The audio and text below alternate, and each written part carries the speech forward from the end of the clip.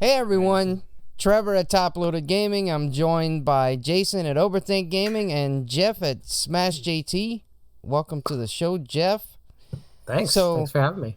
A lot of stuff has been going down in YouTube land, and we're gonna kind of talk about it. So, Jeff, what had happened today that you woke up to, or however it would have happened?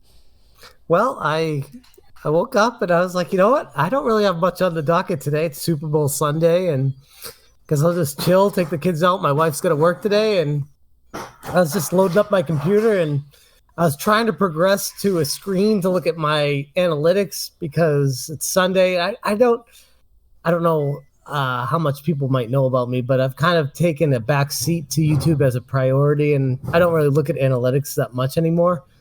Right. And I was like, oh, let me check out my analytics today. It's Sunday. I haven't looked at them for a while. Let's figure out what's going on here. And it was like a warning that I couldn't progress to the screen. I was like, what's going on here? It's a big red bar. And I was like, you have 1 out of 3 copyright strikes on your channel. And you must complete copyright school. And this will be on your account for 90 days. And I'm like, what the hell is this? And I didn't really think too much about it. And then I was like, oh, wait, this morning when I woke up, I was like, I connected the dots in my head. There was a dude, Dave, that I'm friends with on Facebook. And I saw him post something about John Hancock copyright striking him this morning. And I was like, no way, that's what it was. Yeah. And I loaded it up and clicked on it. And I was like, sure enough, it was John Benjamin Hancock or whatever has issued a copyright claim on your channel because of a thumbnail. I'm like, oh boy, is this really what we're doing right now? Like this on Super Bowl Sunday, this is what I'm going to be dealing with. So that was my morning this morning. Yeah, well, I first found out about it from Dave, formerly of D Dave, and he had reached out to me and saying, like, originally he had put that video out. It was something like John Hancock is a vicious addict or something. I think that was the title. Yeah. And that video got a strike, and then I saw the notification because I'm subbed to D Dave. I had been subbed to those guys, and I saw the notification like I got a strike from John Hancock or whatever. So I clicked on the video, and before I could even watch the whole video, it like gave me an error. And then I clicked on it again, and it said, gone. This video's been removed due to copyright by John, Benjamin Hancock or whatever. And it's like, really? 2 of them in one day? 2 accounts? That's insane. And this is all based on what? On use of logos and use of photos for thumbnails? I don't get what world someone decides like that's not fair use. I just don't get it. If it was a private photographer that like recently Jason had a similar issue with Destiny FOMO. No, it wasn't. I'm sorry, I keep saying Destiny FOMO. Metal Jesus, I think they had a professional photographer that went during a convention and filmed Metal Jesus and that whole thing. And they disagreed semantically with some of Jason's points, and they didn't want it to have anything to do with their work. So he struck Jason for that, and Jason had to remove it. So in instances like that, I guess I can understand that. But if you're taking just a screenshot, you download someone's video and you're in your editing software, you take a screenshot, then you put it on Photoshop. You cut the image out and you add the little borders and all to make your thumbnail like everybody does. I don't see striking that down. Well, and here's the thing too. Like when I made the video about his museum, it was like my opinion on the John Hancock Museum situation, and the whole idea of YouTube copyright strikes was already fairly prevalent. Like the whole Destiny FOMO Jason thing had already taken place, and the whole there's been a whole bunch of other ones as well that I was familiar with. And I was like, okay, if I'm going to be talking about a sensitive topic that's a YouTuber in the gaming realm. I'm not going to be using any footage from their videos because I don't want them to have something to be like, oh, that's not fair use and make it up for debate. So when I made my video on John Hancock, I was like, okay, not going to do any of that. But I'm going to be making a thumbnail because I'm talking about him. Right. Like, it's are topical. we, yeah, exactly. I'm like, are we not going to be able to openly criticize people anymore? Is that what this is turning into? Is this a form of censorship? Because it's a scary world, a scary road that this world is going down. If that's what's acceptable on YouTube's terms of service, which, by the way, at the end of the year, I was doing research on their acceptable terms of service and what we're able to do, and like their ability to just close channels whenever they want without giving a reason is pretty scary stuff. Which I made a video on back then, and then I see this happen, and I'm like, YouTube is acting like a private company, and everyone's like, oh, they are a private company. It's like, yeah, but they're also the only game in town, right? And they know that, and people search Google, which is a monopoly when it comes to search engines, and Google prioritizes YouTube videos at the top, and we're going to say that all that is private? I'm like, yeah. What? Yeah, what are we doing here?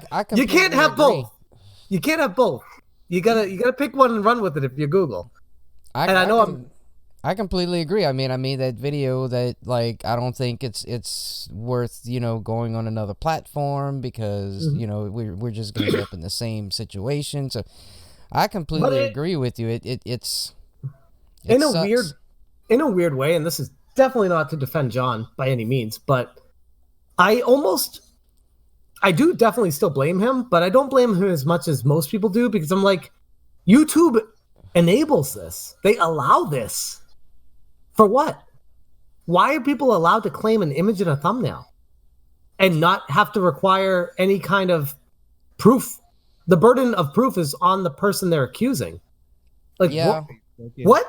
Yeah, usually the burden of proof is on the person claiming. Exactly. But here it's on it's on the person that's being accused, which makes no sense to me. But I guess that's why they ultimately ended. If I'm not mistaken, at the end of 90 days, if no resolution is made, then the person issuing the claim has to take them to court. Is that correct? I mean, yeah, but realistically, come on now. Like. Are we going to judge Judy this? I guess that's what I'm saying. Like, that's why I'm saying YouTube maybe feels like, or Google, whatever, feels like that's their way of, taking up for the little person that's not little, but the person that's, but, yeah, I don't understand any of this, but I kind of find it interesting that, with all the stuff that recently happened with flags and all of that stuff with Darius and Rick and all of a sudden Hancock is brazenly just flagging anyone and everyone right now. I mean, here's the thing too, that I don't know if people really have put two and two together with all this, but I feel like a politician kissing babies while I'm talking to you guys. I'm not a bad guy. Look.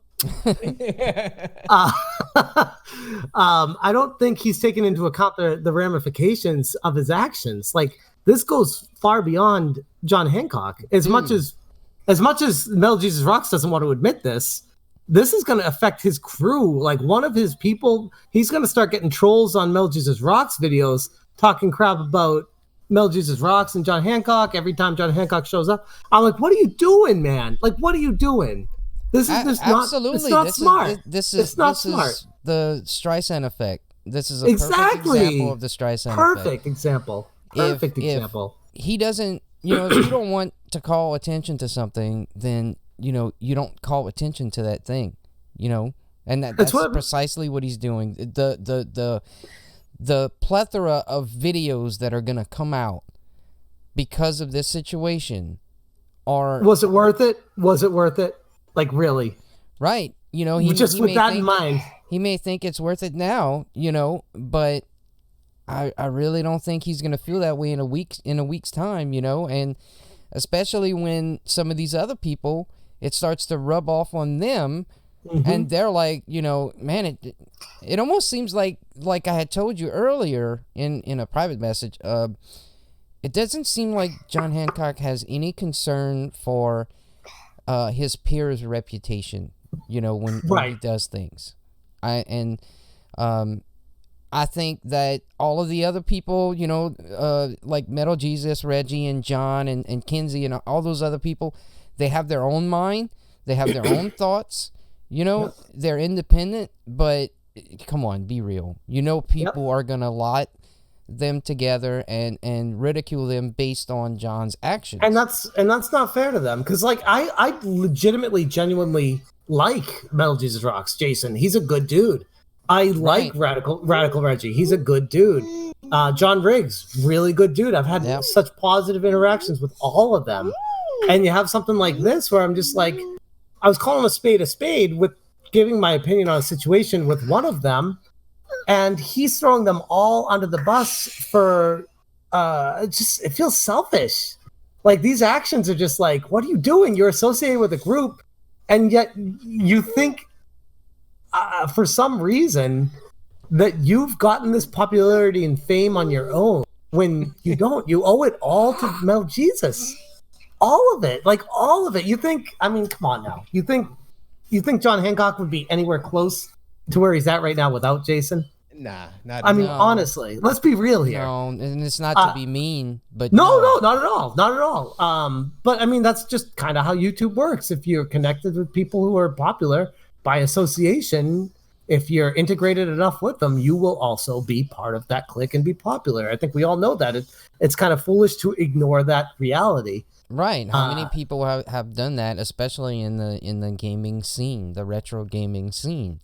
And he's gotten to the point now where it's like he's acting like he did it on his own, and in that no one else will be affected with these actions. And I think it's extremely selfish, and it's extremely, it clearly went to his head. I mean, when he made that Too Many YouTubers video back then, things are getting to the guy's head. Like he's got a swollen head. Those who have followed me for a while are familiar that I made a reaction video to that, and he didn't really like my reaction video, even though I was soft as hell and totally fair.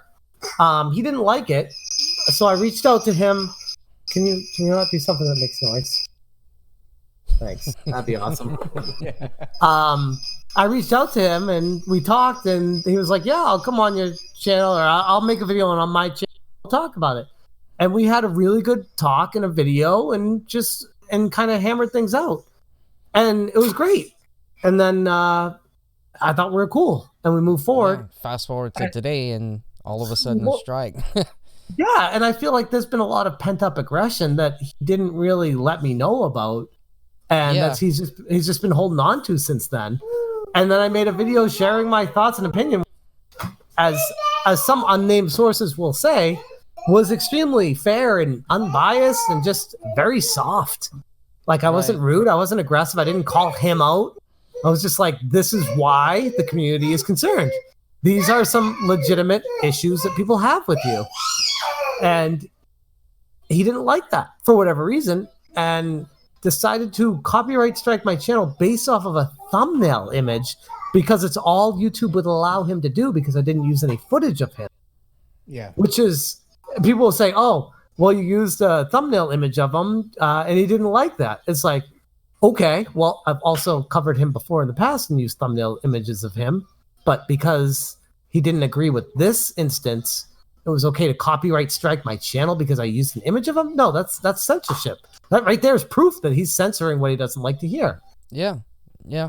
If you thoughts out there. I rest my case, Your Honor. Right. The thing I wanted to say, just like what we were talking about earlier, what happened with me with that Metal Jesus video is one of the photographers, I ended up using footage from a Metal Jesus video under fair use. I'm like, okay, I'm gonna use this. And I was talking about, certain people, and I was just showing the footage. And when that photographer hit me up, I was like, dude, what are you talking about? This is fair use. And he went into this my images are copywritten and all this. I'm like, what images? I use the video. I didn't notice. I mean, nothing towards the photographers. I've been in the scene for a long time. I've done art. I've done body art. I work with a lot of photographers. My friends are photographers. So I'm used to really good, high quality photos. So I'm like, dude, I didn't see no professional photos. But if you notice in that video, they have thumbnails. I thought they were like cell phone pics, honestly. I mean, but I guess to a certain eye, they may be good photos. I didn't think there was. We're not talking about that. It's this. I was like, you know what? I did wrong because the laws are tricky when it comes to music and when it comes to photos. For that copyright law, I try to be respectful towards the artist because I kind of know, as far as I was like, you know what? I removed that segment. And that was it. The guy was happy. He was nice to me, and I left it alone. So as far as with these thumbnails, what gets to me is it's a false copyright strike. If the thumbnail, I don't know which thumbnail was used, but if it was definitely picked off Instagram, Facebook, it belongs to Facebook. You lose your rights right then and there.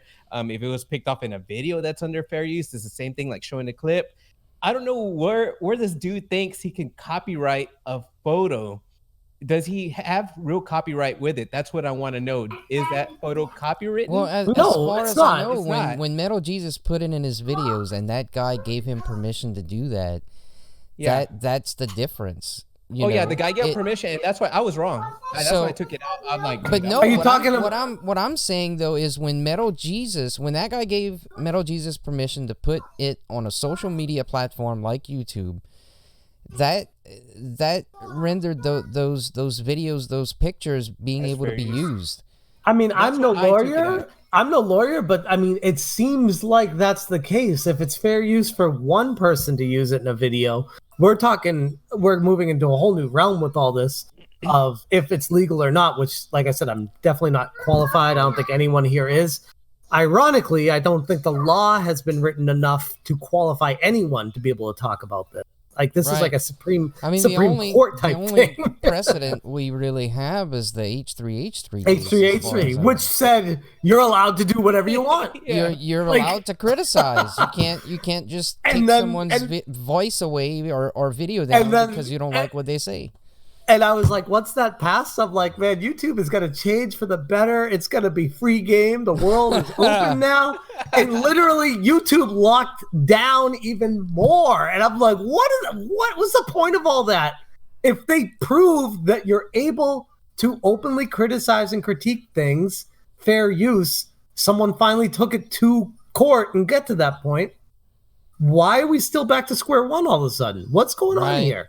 Yeah. Why is YouTube? And I only blame John Hancock to a certain extent because YouTube grants him the ability to do this with no ramifications. Like, whoa, what happens to him if he's wrong? Nothing at all.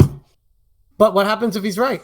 Or if the person can't do anything, or if they're small enough? Say that I'm someone who's a POS nobody, 50 subscribers guy, that I don't have any kind of pull on Twitter. I don't have any kind of voice or anything. I'm SOL. Like, that's it. Like, what kind of world is that? Yeah. That's messed up. That's messed up. And that's why I have a problem with this. And not to mention, I'm getting a little bit of a feedback in my mic. I don't know if that's from one of you guys, but not to mention, if someone makes a video about me and they're criticizing me, I'm like, oh, let me listen to this. What are they saying about me? Is there any truth to this? Is there any honesty here? How can I improve myself? Oh, someone took their time to make a video about me, even if it's shitting on me. I don't care. Right. They're taking their time. I'm going to hear it out. I might laugh my ass off and be like, yeah, they're full of shit. They got nothing. Or I might be like, damn, let me reevaluate how I'm approaching this because they make some really good points about what I did wrong, which is completely, that's what John Hancock, that's like, whoo! Yeah. He doesn't know how to take Chris. No. You gotta, basically take the meat and throw away the bone, man. Sometimes there will be some people know how to criticize and you'll learn from it and some just don't, and you'll just laugh and be done with the video. You're like, dude, you can tell that within the first minute if somebody's going to give you good criticism or not. And John appears to not listen to it at all. But just think, if John wants to strike my channel over to that, it's a very scary, slippery slope, which is what I'm kind of focused on with this. I don't even care about John. I don't. I legitimately don't. I don't know if you've gathered that from how I'm talking. Oh yeah. But John, like when I got that, I was just like, that's what we're doing today? Really, John? Typical. Yeah. My concern is a much greater, larger scale issue, and that is if people have the issue to do this, if they have the ability to do this, I mean, what's to stop my channel from getting shut down tomorrow? If I'm trying to think, Wood Hawker, I've been railing on him, and he's PM'd me on Twitter. He hasn't been happy about how I was talking about him, but we talked it out, and maybe I could have handled it differently. Maybe he could handle his things differently, but it is what it is. If he wanted to strike me for that video, according to YouTube policies, he more than welcome could have done that. RGT85, I've been railing on him a little bit. I've walked it back a little bit. People make mistakes. I mean, no one's perfect, which I think YouTube forgets sometimes. You want to go through the list of people I've made videos on. Tommy Tellerico, when I railed on the Amico first time that got announced. Like, there's a million different things people could copyright strike me for, images in the thumbnail, where my channel would just be gone like that. And that's the issue that I have with this. It's not John Hancock doing this. It's YouTube allowing that ability. That's a scary proposition and so much power to people that don't know how to control that power. And that's my concern with all of it.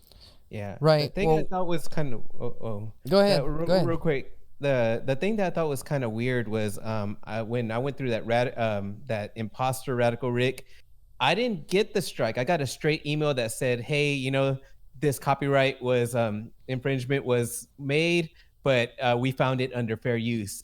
That was the message I got. Like, YouTube automatically overturned it and said, the part of the logo. It was just kind of weird that it's not consistent. Like, why wasn't that done in this case as far as whatever thumbnail was used? Or I don't know. That's the part that YouTube I don't understand, because why in my instance I never saw anything. It was just overturned right away, which I thought was kind of weird. Yeah, because YouTube doesn't. Go ahead. One thing though about that specific instance with Jason was they cited using his logo as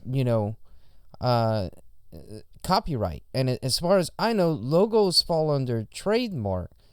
So and I understand there's options under filing a strike like this that trademark falls under that, but wouldn't it say that it was taken down for a trademark claim instead of a copyright claim if that was the case? Yeah. It just leads me to believe that they are filing some of these things wrong, because it like in this case, they would have needed to file that as trademark as far as I know. And then the odds that Rick has his logo actually trademarked, I sincerely doubt it, because it's clip art.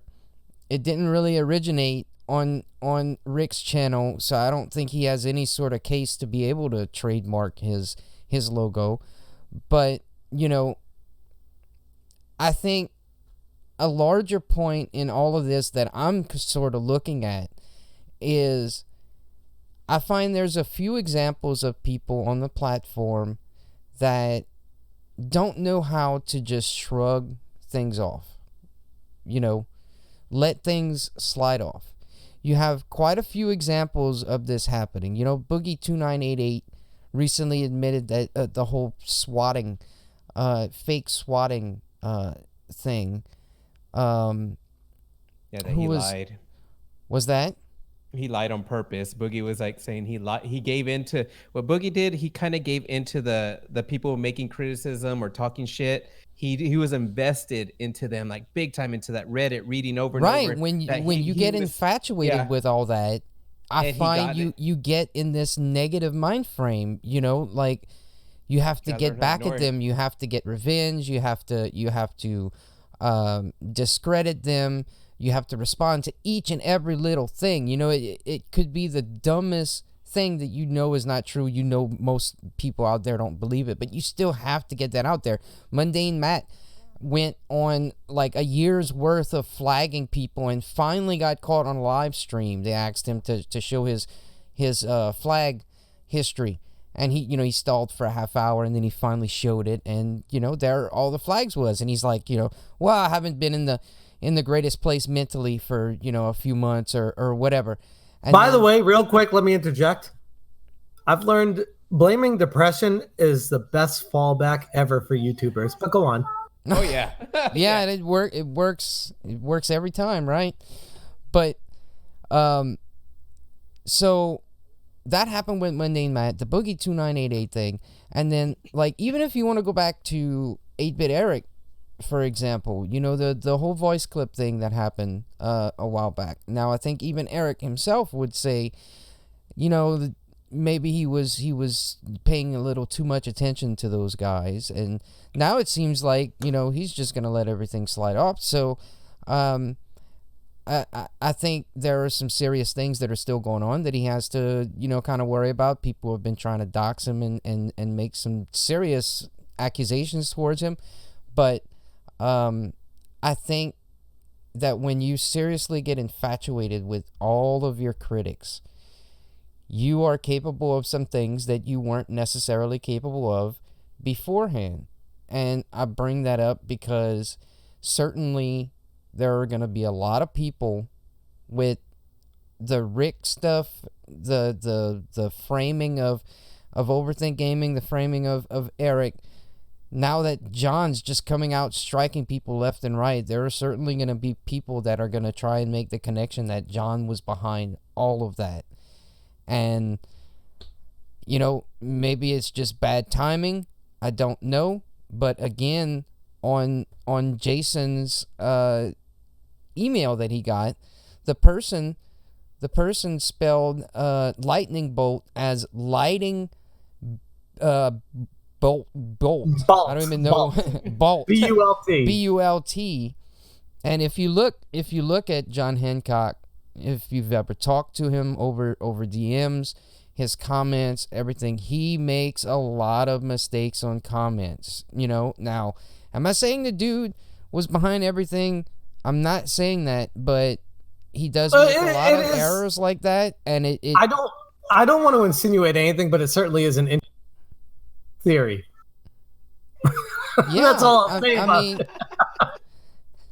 I mean, he needed to think some of this through before he did this, and it's definitely not the best look, that you're trying to silence people from just discussing things, And the timing is very convenient too, based off of what just happened. What was it, like 8 days ago? A week and a half ago, something like that. 9 days ago, and now this. It's like that's pretty close.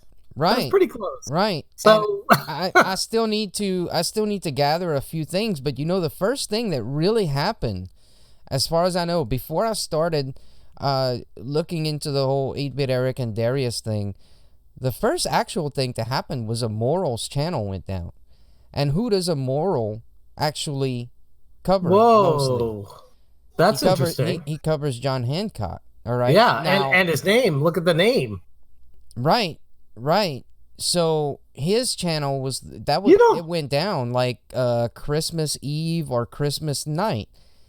And then it was like December 8th, January 8th. You don't think. I don't know, dude, but certainly people, in the community we're not allowed to give our opinion if it might paint someone in a corner. I mean, we might get your channel flagged now. Hold on a second. What are we doing here? Yeah, it's almost like make them fight with each other kind of thing, I guess we're not even allowed to talk about anything. What are we? I'm just gonna let's talk about some rainbows and fairies, and butterflies now. Can't we just talk about games, guys? Yeah. Can we talk about games? Because that's what people really want to hear about. God damn. We just talk about games. I love that one, man. You know what? I did a gaming video the other day. Someone was like, rooting me on. I'm like, do you know who watches my game stuff? There's 1,000 of too many other people who do it. Great, it's a saturated market, man. It is what it is, But I don't know, man. I'm still shocked that this whole thing happened, and it's almost like, to me, all right, he tried doing it where he could save face, and he could keep himself distanced from it, and then when that didn't work, he's just doing it in his name. Fuck it, I don't care anymore. Is that? Well, let me ask a quick question too. This is kind of just reminded me of the problem with YouTube, and it's completely off topic, but before I forget, I got flagged for the thumbnail. Right. Correct? Yep. Why would they just not default it to a generic blank thumbnail and say you need to replace your thumbnail because this was claimed? Right. Why is that not an option? What? Like what? No, we're gonna ruin your channel. Don't they give you the option to edit something out? Nope. Instantly, the video's been removed. It says you need to attend copyright school and you have to wait 90 days. You are penalized. You are in the wrong automatically if you've been accused, according to YouTube, and that's fucked up. Yeah. Excuse my Boston. Yeah, no, it's good. You can fucking curse here. It's fine. Oh yeah, I get you got kids around, but they're on YouTube over there. Out of the year. They're watching the Shark song right now. Yeah. Don't even remind me. Another note before I forget is things that I noticed. Of course, recently, I want to say, I don't know exactly how long ago. I would guess maybe 2 weeks ago. Hancock turned off his like and dislike ratio, and that says a lot about YouTuber when they do that. They can't handle I don't know if it's not really criticism, but they can't handle the negative feedback. You got to be able to handle that. Whatever. To me, when I see that, I laugh and I'm like, it's all engagement. Engage in the comments. It's all good to me. But I guess Hancock differently. And I also noticed one thing, Radical Rick today, his videos went on private. I'm not sure if they still are right now on his main channel. Interesting. Private. So I don't know if Hancock went to him or if he got word and just privated all his videos. It was kind of most weird. likely, dude. A lot of people know about what's going on today. I got word that a lot of people. From my understanding through sources, some insider trading information here. Radical Rick did not get a strike from John Hancock, but somehow heard about the D-Dave thing and immediately privated anything relating to anything. Yeah, that makes sense. That makes sense. That was like his knee jerk. Like right away, the second he heard about that, he went right to his channel and did that. One of the things, because initially people were like, "Oh my god, his videos are down." They thought that his channel got closed because of John Hancock, but that's not the case. Now, I don't want to say this because I may be confusing comments and him actually talking on some of his videos, but whether it was by comment or on his videos, Rick at some point was saying that, they got me because I used a screenshot, or a logo. I won't make that mistake again, whatever. So it leads me to believe, still to this day, we have not seen the actual strikes that Rick got. The one that's based off of the Overthink Gaming email and the one that was based off of the Eric Perez email. I've seen them. You have seen them? Yeah, Rick sent them to me. Wow. See, I was trying to get him to send them to me. Do they mention thumbnails or logos? Oh, I don't. That part is cut out. It's just, it shows the email address and it shows the strike. It doesn't show that part. Okay. I can do that. I can do that off the record with you. But I am sworn to secrecy with that stuff. I hear you. It's all good. But so I'm sort of being led to believe that being he made those comments before this Hancock thing started, it leads me to believe that those strikes had information like that. Like this, isn't it interesting that all this is connected to the same situation? Right. With logos and screenshots. Yeah. It makes you wonder, doesn't it? Make you wonder? It's all based on thumbnails, and then this guy comes out and starts flagging people based on their thumbnails. Yep. I would almost venture to say that. Go ahead. I don't believe in coincidences. I just don't. I never do. I never have. Like, if stuff leads me to believe something, typically that's the answer. Not always, but typically. I if do it makes believe in sense, coincidences, but right here I think it's a pretty big coincidence. Pretty huge coincidence. I would even go as far as saying that if now I could be wrong here. I could be wrong in saying that logos are trademarked, but as far as I know, that is trademark. If John Hancock were to suddenly say, you can't use somebody's logo, that's copyrighted, I think that would be like him saying, I was behind everything, you know? Well, I also think if John Hancock were to say that, then Nintendo and Sega should shut his channel down immediately. Channels. Right. How many videos have people done using the GameStop logo and all of that stuff? And it's I mean, every still time he puts a Sega game in front of the screen with the logos and everything on it, like that's okay? Like, you picking and choosing what's okay now? Like, is that what we're doing? Yeah, I mean his logo is based on what the Sega font, the graphic, the tile graphic from the early Genesis games, the Master System, and Master System. Like, dude, come on, you really want to start playing this game? You really want YouTube to start being, involved with everything like that? Like, it makes no sense to me. But well, I will say I talked to Metal Jesus Rocks tonight, and I was like, I'd really appreciate it if you spoke to John about this. And he's like, I don't know what's going on. What's up? And I told him everything, and he's like, hey, sorry about that. But if you're allowed to dispute it, that's what I would do. So he was basically taking a hands-off approach to it. But I'd like to think in the background that he's going to be talking. He didn't confirm that, but he is aware of it now. And I'm like, the reason I reached out to Jason was I'm like, this is going to affect you. Like, this is right. Something that will spill over. And I enjoy Jason's videos. I enjoy Jason as a person. I think I know a lot of people might disagree with this, but I genuinely think he's a good human being who's trying his best and bringing entertaining and quality videos to YouTube. And I completely agree with that. Every time I've ever reached out to Metal Jesus, he's there. He'll respond to you. He'll talk to you. Recently, at least. The first time I did, to me it was kind of understandable because it was in the middle of a bunch of shit, and he had just privated his stuff. I thought at the time he had blocked me, but it wasn't that he blocked me. He had just privated his account. But he I'm actually. The one that's blocked. You're blocked. Go on. You're blocked. I would block myself too, so it's all good. But well, that's because you're an asshole. But it's all good. The asshole calling me. I prefer the term truther. Truther? Hey, I like that one. Some people call it asshole. Some say truther. Go on. Well, he messaged me as well, and he responded. I reached out to him. Trying to get word on whether Hancock was behind this.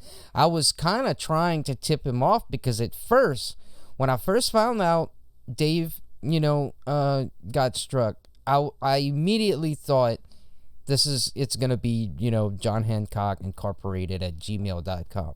That's what I thought it was going to be. Right. So I reached out to Metal Jesus and told him, like, look, be on the lookout. This whole fake email thing might be starting up again, and I DM'd Dave from D-Dave as well, telling him, look, before this gets out of hand, it might be fake. I don't know, whatever.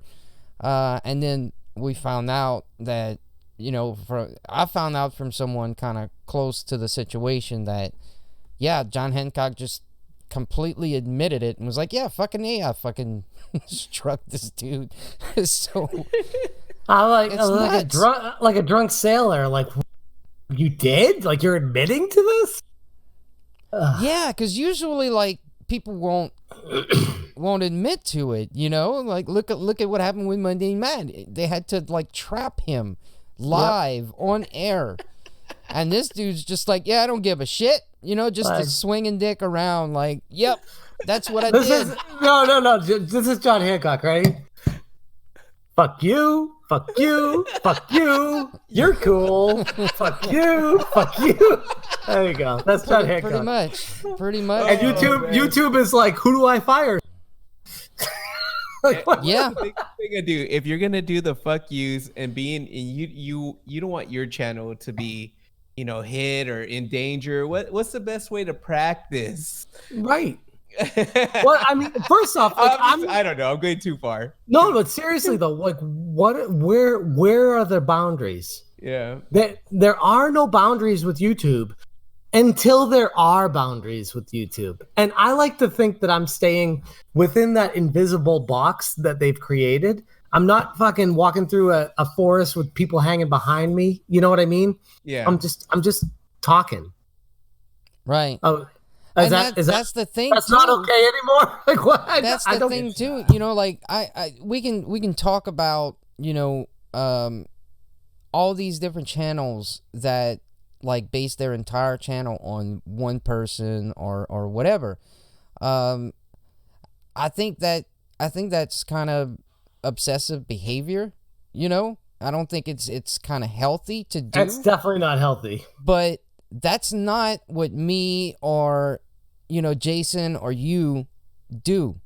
We Right. talk about topics that are kind of trending at the moment, and if that involves a person, that are interesting to us, the creator. right, that We don't just talk about topics- trending shit to talk about it. We talk Right. about something topics that we're interesting. passionate about. Yes. Because Yeah. there's a ton of things that I just pass up that I got to be Yep. passionate about whatever it is. Otherwise, what's the point? I'm gonna end up uploading a video I dude, hate that I'll I've had- delete a little while later. I've had people hit me up, be like, "Why haven't you made a video on onion?" I'm like, "The fuck is onion sin? Like, I don't care. I don't care. Why should I care? I don't I'm know. not gonna what make that a is video either. just because it's popular, just because Drama Alert, just because all these other big channels are making videos on it. Now I all of a sudden need to talk about it. Like, no, I like video games. I like talking about video games. I like talking about people who talk about video games. That's who I like to talk about. And if I eventually want to grow from that, maybe someday I will. But right now, I am loving life. I talk about the other day I made a video about Kobe Bryant. And it's like had nothing at all to do with video games. I still had people criticizing me. Oh, you're just trying to get attention because you're talking about Kobe Bryant. It's like, no, motherfucker, I enjoy Kobe Bryant. Yeah. I'm a Celtic fan, and that still hit me hard. That messed with me because it made you think like how fragile life is and how pointless all this shit is that we're doing right now. Like that's why it meant so much to me. Yeah. And we're gonna have people call me out in the comment section. Oh, you're just making this video because it's trending stuff. Fuck, man. I'm like, you know what? And they're always nobodies. They're all like these blank silhouette people. I'm like, make a fucking channel yourself. Let me know how Right, you that's do it. what I come to. let me know how you're doing over there. Every single time with Jesus these Christ. sock accounts, man. It's like Yeah. when you have the balls to put yourself out there on camera, like I'm fucking doing. Then you can come and tell me some shit. It's not about It's not about not accepting criticism. Like one guy criticized me like a year and a half ago and was like, I'm unsubbing. There's too many fucking like rambling rants or whatever. And I fucking took that criticism like completely to heart, started scripting my videos, like tried to get better at speaking. I can take fucking criticism, Mhm. Oh yeah. But I'm kind of glad you brought up Kobe Bryant because like one of the things we had on the docket to talk about tonight was the situation that with the comedian Ari Schaefer. Did you hear about that? Shafir. Yeah. Shafir? Maybe. I heard about a lot of controversial things. I heard about a comedian saying this is the first time I've heard of Kobe passing, which was dark humor. Extremely funny. I like dark humor. That was Yeah, my which- natural laugh just now to that. Coming from someone who loved Kobe Bryant, I genuinely found it funny. So sue me. But I'm into dark humor, in the right circumstances, and I thought that was perfectly fine. But yeah, that's a mild joke compared to what I'm about to bring up. Okay, I mean, but no, that's mild. So this guy's a comedian. He's been featured on Joe Rogan's podcast many times. He's one of Joe Rogan's buddies. Yeah, they're all buddies. They do with Chris D'Elia and that whole group of guys. So this guy first, he puts out a tweet, basically saying, what was it? Kobe Bryant got away with rape because all the Hollywood liberals who attack comedy enjoy rooting for the Lakers more than they dislike rape. Big ups to the hero who forgot to gas up his chopper. I hate the Lakers. What a great day. # fuck the Lakers. That was his tweet at first. All right. Wow. Then he puts out this video. There's always a bunch of terrible stories, and every once in a while there's a good story. Good story comes out. The guy who got away with rape got his today. Kobe Bryant is a god. I'm here in Charlotte, the home of the team that originally drafted him. Maybe he wouldn't have raped that chick in Denver if he had stayed in Charlotte with the Hornets. And it got a huge reaction. Obviously. Was there like a joke in there? Like, am I missing something? Well, help me out. that's what he sort of claims now, that he was joking, but that happened, after everything blew up, and obviously people are calling for him to be canceled and all this shit that usually happens, right? So what's the guy's name? Theo, the other comedian, Theo Von. Is that his name, I believe? I'm not too familiar with him. Theo Von, reacted to it. Chris D'Elia reacted to it. Brendan Schaub and the other guy, I can't remember his name right now, they reacted to it.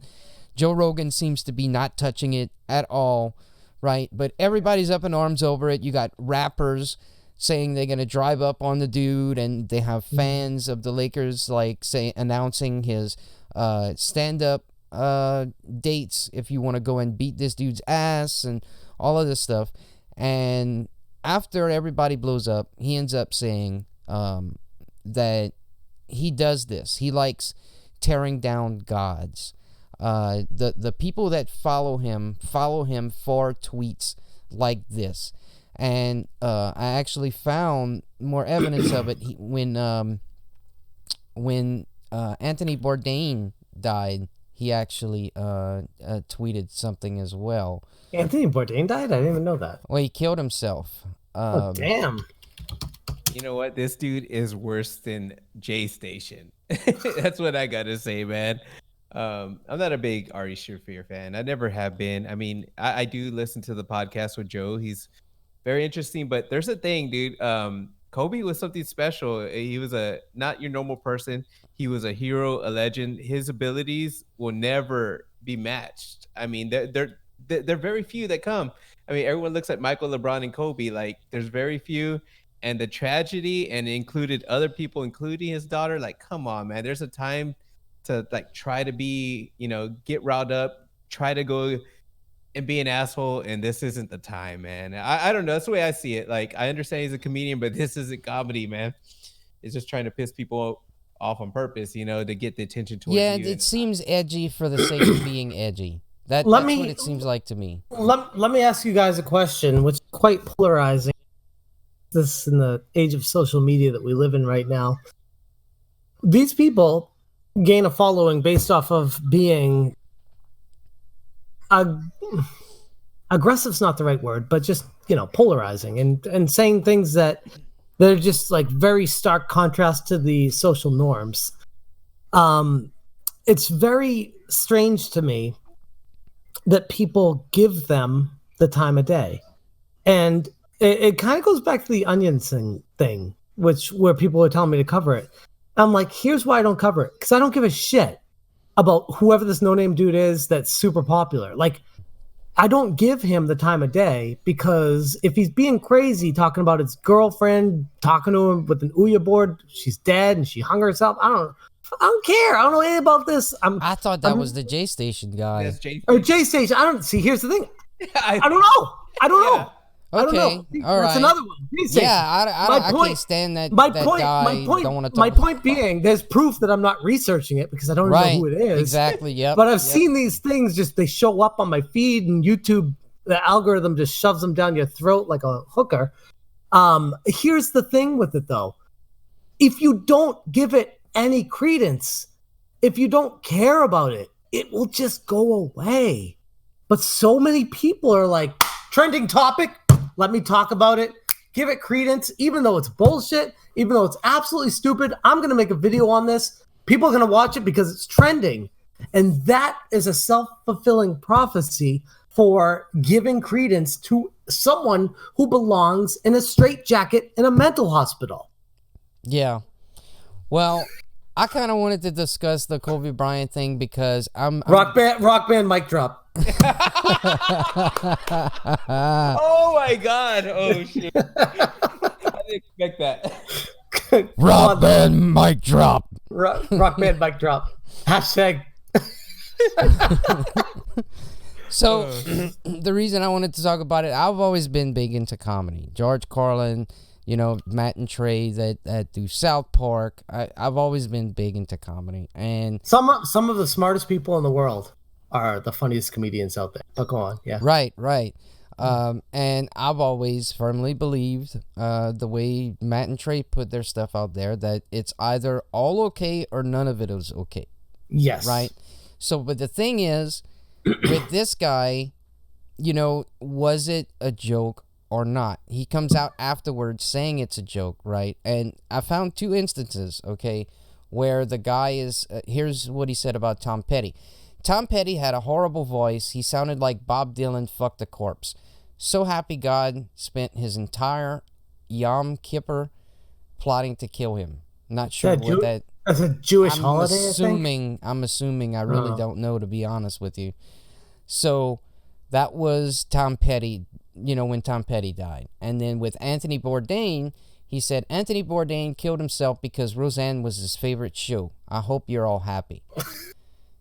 See, right? But that's funny. You know why that's funny? Because I don't give a shit. That's funny. But here's the thing. Like, if you're going to be retweeting it and getting all arms SJW about it, you are giving attention to this and you are giving it credence. If you're giving it viability, you're giving it legs, you're giving story it's the same something. Streisand effect. If you really don't want it, to get any sort of attention, why call to it? Exactly. Like it's the same reason. And I know Wood was pissed at me when I made my video about him, but it's the same reason I made the video about Wood, where I was pissed that he talked about Darius Truxton. Oh shit! Oh yeah, the Darius Truxton. Yeah. Yeah. Oh, why are you saying oh shit? What? No, it's all good. We'll keep. Is Darius off limits here? Something me and Trevor talked about the same situation. We talked about it and went back and forth on it. Darius is crazy. He's like insane, in my opinion. Yeah. And Wood called him out on his Twitter with 100,000 plus followers or whatever he has. I don't even know off the top of my head. And shared a link to his video. Why? And Darius Truxton is a nobody. Darius why would you do that? Completely ready for it. He was completely ready for it. Dude, he was like, here comes much advantage. Here comes that ball on a tee sitting in front of me. I don't even have to. He fucking knocked it out of the park. He just fucking went off like, hey guys, I'm not gonna blame you for being dumb Wood followers. I gotta calm myself down, whatever. Like he just was like, he owned it. I love the fact that Wood did this, and I'm gonna, whatever. And as much as I don't like him, man, he knocked that out of the park. I gotta give him credit where credit's due. Like. Wood put it on a tee for him. Like, what are you doing, Wood? Don't do that. Oh my God, no. And now he has all the attention in the world. I'm like, oh God. Yeah, I think literally just justified all of his actions. I think Wood, that was a learning experience for Wood because Wood should know better. He's gotta recognize that's all he Wood should know better by now. Wood forgets how big he is every single day. Well, see, here's the thing about that though. So this is how me and Jason kind of got into it with. In my opinion, this punching down stuff, and we talked about it as well over DM messages. In the whole punching down thing to me, with my background, the last channel that I ran, that was like a talking point that, SJWs made, and it ended up pretty much causing response videos as a feature disappearing off of YouTube. The whole punching down thing. It's the reason why all these channels like the Quartering, Skeptic, what's known as the Skeptic channels, like Chris Raygun or whatever, Bearing, it's why they'll have disclaimers at the beginning of their videos saying, look, do not contact these people that are in our videos, because the way it was being perceived was like, you're unleashing your audience on, whoever it is that you're talking about or whatever. And I still maintain, just like, most of them still do, that YouTubers are not responsible for what their audience or what a random person on the video that watches the video does. Oh, no. I completely agree. I think the punching down thing implies that you are. No. I firmly agree with you, and a lot of people would disagree with this. You are not responsible for your audience. Everyone has their own brain. They got to think for themselves. I'm a firm believer in that. But at the same time, you got to know, when you have that many people following you, odds are, the law of numbers, those people will go to him, and some of them will watch it. Some will agree. It's going to filter down smaller and smaller and smaller, and some will subscribe, and then those people will watch, and then they'll share it, and they'll start growing. It's like a freaking hourglass, the shape it makes. Right. That part I completely agree with you on, that it was a mistake that he made, because he's giving the dude a platform. Someone that doesn't. Yep. No one takes this guy seriously because he's communicating with all these doxers and all of this stuff that he does. Some of the comments that he makes. How low he's willing to go finding Eric's girlfriend and things. And what does it tell you? What does it tell you, by the way, that a channel that big gives credence to Darius Trucks, that a guy with, like, at the time, like 130 subs, 180, 200 subs. Yeah, but let me under 500 subs. Yeah. What's it tell you that a channel as big as Wood gives so much credence to such a random video that makes no sense, no research done to it, and complete full of lies, full of just gobbledygook, and Wood still calls it out? It's like, nobody's watching that. Why would you do that? Like, all right, would you? I'm gonna say this one thing, and it might not be this. I don't know for sure, but coming from Wood's perspective, the only thing I can think of, aside from just malice, aside from just, I'm going to shit on this guy, and all these fans are going to go and shit on this guy, and that'll teach him a lesson. Aside from that, which is one of the obvious things, right? Yeah. It could be that this is the one guy that goes after Eric nonstop, and Wood and Eric are friends. And I think maybe he was like, I'm gonna take up for my friend here. This is a chance I have. There you go. To totally shit on Darius. That's totally it. That's totally it. Oh my god. Okay. So I kind of looked at it like, look, the dude's trying to take up for his friend. It's actually a little bit admirable, but I don't. Here's the thing where all he did was give the dude a platform, though. Okay, so here's where I'd argue with you. If I were really a friend of Eric's, instead of sticking up for him by doing that, I'd be like, Eric, what the fuck are you doing? Even bothering with this loser? Like, what are you doing? What? Right. Stop! Right. Stop even watching his videos. Unsubscribe. Unbell him. Like, why are you wasting all your time? No, I get that. Me and Jason have both been around the clock with that. Now, in the past, Eric has done that, but I've talked to Eric extensively, and he claims that he's done the only thing that. He's watching because they're seriously trying to dox him right now, and Yeah. The whole let's get into the Eric shit, okay? Recently, I want to Darius. make my point real quick. Yeah, Go, go ahead. go, Go go. ahead. Before the Eric stuff, let's end this real quick because me and Trevor could be going back and forth. The whole Wood thing, this is how I saw it, man.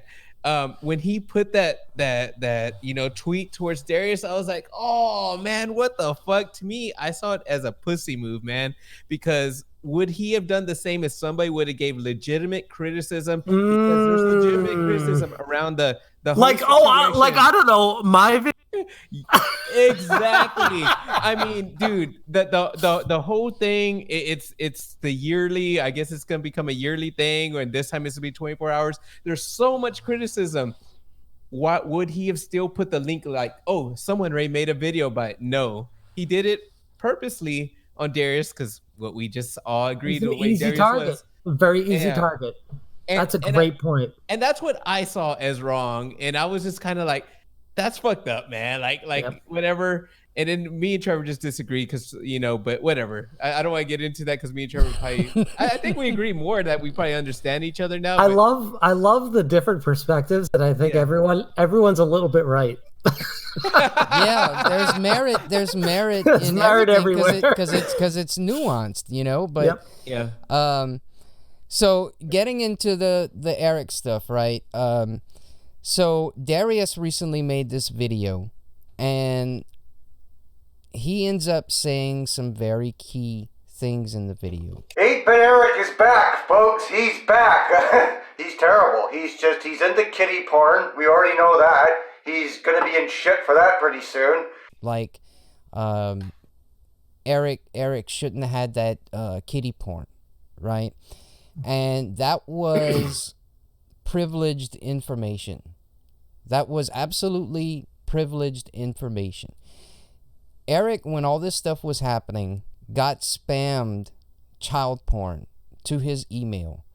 Now, no one aside from a few people and the persons involved in doing that knew that. So for Darius to be saying that, sharing that Kind of implicates himself. it at the very least suggests that it at the very least corroborates that he is in direct contact with the people that are behind doxing Eric and spamming him with child porn. Let me interject real quick and just say that there needs to be an interjection. Is that the word? Inter something. Intervention? Intervention, thank you. Where someone needs to come in between Darius and Eric and say, you two, you go to your side, you go to your side. And don't That ever is fucking talk to each other precisely again. what the fuck You I guys- was doing. When this whole thing started, right, Eric was telling me about this stuff, and it started initially, right, where I was like, you know what? I'm going to step in, right? Because he's asking me, like, he wants somebody to do something, right? Like, he's telling me Darius is doing that. I can't believe he's doing this, whatever. And I was like, fine. I'm going to step in. I'm going to see what the fuck is going on. And this is not... When Eric is the person that's prodding the beast and Darius is the beast, I'm gonna call both of them out, right? But the thing is, once I started, Eric was completely open and transparent and was like, Great. I don't want to That's- have anything to do with this anymore. Of course So, he doesn't, because as he long as found out what holds happens. true Like, to that, then I think he's fine. no, but but here's the clearly, thing. infatuating and obsessing over it is not healthy. He needs to stop. Just, it's a bad idea to associate with Darius on the level and the lengths that Eric was going to. So Eric is not innocent in this. Now, I'm not saying that Darius is innocent because of that. There's definitely some fault on both sides, and it sounds like a hell of a lot more on Darius. Right, and I think Eric would admit that, and I don't think he's gonna have an issue with us discussing it either. If he does, But- then well, that's kind of on him. But he needs to learn that Darius needs Eric. Yeah. Eric doesn't need Darius. right, precisely. And once Eric actually realizes that, then he can move on from this situation. But until then, Darius is going to keep clawing at him because he knows he is his outlet, his access to people like Wood, to people like the Game Chasers, to people like Metal Jesus Rocks, to people like he is the gateway to all of that. And until Eric actually realizes the same thing Eric was doing with Radical Rick, making videos about him, which that's how I found out about Radical Rick, is Eric made a video about him. And I'm like, who's this Radical Rick guy? And then I started watching his videos. I was like, oh, damn, like Radical Rick's crazy. But sometimes he makes some points that are fairly legitimate. Yeah. And I mean, you throw enough darts, you're going to hit a bullseye eventually. So Right. that's the way I look at Radical Rick. That's the way I look at Darius. And I'm like, you give a platform to these people, the law of numbers will tell you that people will start following them, subscribing to them, and growing their audience based off of the lies that you formed on yourself. Nobody is innocent. Everyone has skeletons in their closet. I am the only perfect person on this platform. I'm totally kidding. But I'm sure, like literally, I'm sure if I get big enough, people will find things on, I don't even know, like ex-girlfriends I dated. if you things big, that have happened coming. with me that I'm like, that wasn't even an issue. And now someone's bringing this up like it's an Right. issue now. Like, what? What? Yeah. So, That's cancel culture. That's the world we live in today now. Which is you know. why these channels, especially Eric, needs to know better. And I hate to be the one that like tells him, and I know he doesn't like me right now, but he's bigger than this, and he should be better than this, and he should know better. You know, to be fair, he's been doing better at it ever since I kind of talked to him and was like, look, you need to drop all this shit. The only thing that he's worrying about is the doxing, and it's absolutely a real threat. It's a real threat, and it's an awful thing. It should never happen to anyone. But I mean, I hate to say you bring it upon yourself because it's never okay. Right, I absolutely. But when you open the doorway of making fake accounts and faking your name just to make videos to try to go after people, and you get found out from doing that, you kind of bring it on yourself for people to come after you. That's what I'm saying. Like, I agree with you. What are you doing? I agree with you. I think he sees that now, which is why he's trying to get out of it. You know, but the problem is he's always trying to take the higher road. Like, I'm okay. I've never done anything. Fucked up a lot. You made a lot of mistakes. Own it. Don't get mad at people. Don't get mad at people trying to help you. Don't get mad at people that are telling you the truth. Don't get mad at that. Making the video, trying to taunt them at Retropalooza or whatever convention it was. You know, that was an example. You know, of something that was definitely a mistake. Don't prod the juvenile. Beast, you know, it's juvenile. But I don't know. Hopefully the dude can move on from this situation and not end up going further down that tunnel where he ends up like Boogie 2988, fake swatting himself to gain victim narrative points over, you know. Let me put it this victim narrative points. I like that, by the way. Yeah. Let me put it this way.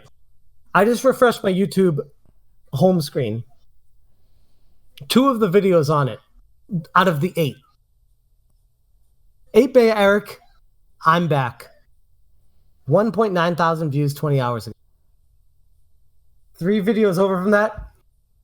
Darius Truxton. 8-bit Eric is back, but no one cares. 387 views 12 hours ago. Like, literally, every time 8-bit Eric does anything, Darius is going to be there now. Yeah, it's like just there. It's going from, and if this is only if Eric sticks true to what he's saying. Okay. Well, 8-bit Eric has how many subscribers? It's 50,000? almost like they're the Batman and Joker of the retro gaming scene. Which one's which? We know who the Joker is. Come on. Are you giving Eric the credit? I think Darius is the Joker. Darius. Oh, really? Is the Joker. Really? Because I don't know if the Batman would fake an account and lose a name and change the sound of it. Look, it's the closest analogy that I can come up with. Okay. I don't know, man. I don't know. We can maybe go to. I think no. Here we go. It's like the Joker. No. Hear me out. It's like the Joker and Harley Quinn. Batman is not involved. I like that one. I can do All that right. one. There's no like But- knight in shining armor here. It's like a Joker and someone who's just playing off of them. That's all it is. But he like what Trevor's saying, they need each other, like They kind of do. thing. And it's like Eric really doesn't need Darius. He needs to stop that. But Darius does need. I think Fucking what it Eric. is, Eric hasn't found himself on the platform. I see him doing random Switch reviews. I see him doing random reviews of these crap indie games that I get for free, and I'm like, I'm not even dealing with that. That's a waste of time. It's a waste of space, and I'm not even going to bother with it. It doesn't deserve my energy. And I see Eric spilling those out, and they're getting like 100 or 200 views each. And this dude has like how many subscribers? 50,000? 60. 60? He's like 60? 61. Yeah. So we got a guy with 60,000 subscribers. Not that subscribers matter. We got a guy with 60,000 subscribers getting 1,900 views on his I'm Back video. And we got a dude with 500 subscribers getting almost 400 views on his 8-Bit Eric is Back video. Law of numbers will tell you what's the percent on that. Yeah, I don't know percentages. My point I'm is, not a Darius guy. Darius is getting the views, attention, and he's pulling subscribers away from 8-Bit Eric. He's dragging his name through the mud, and 8-Bit Eric has created this golden walkway for Darius Truxton. And maybe, Trevor, maybe you're right. Maybe Eric sees it now and he's changing his ways.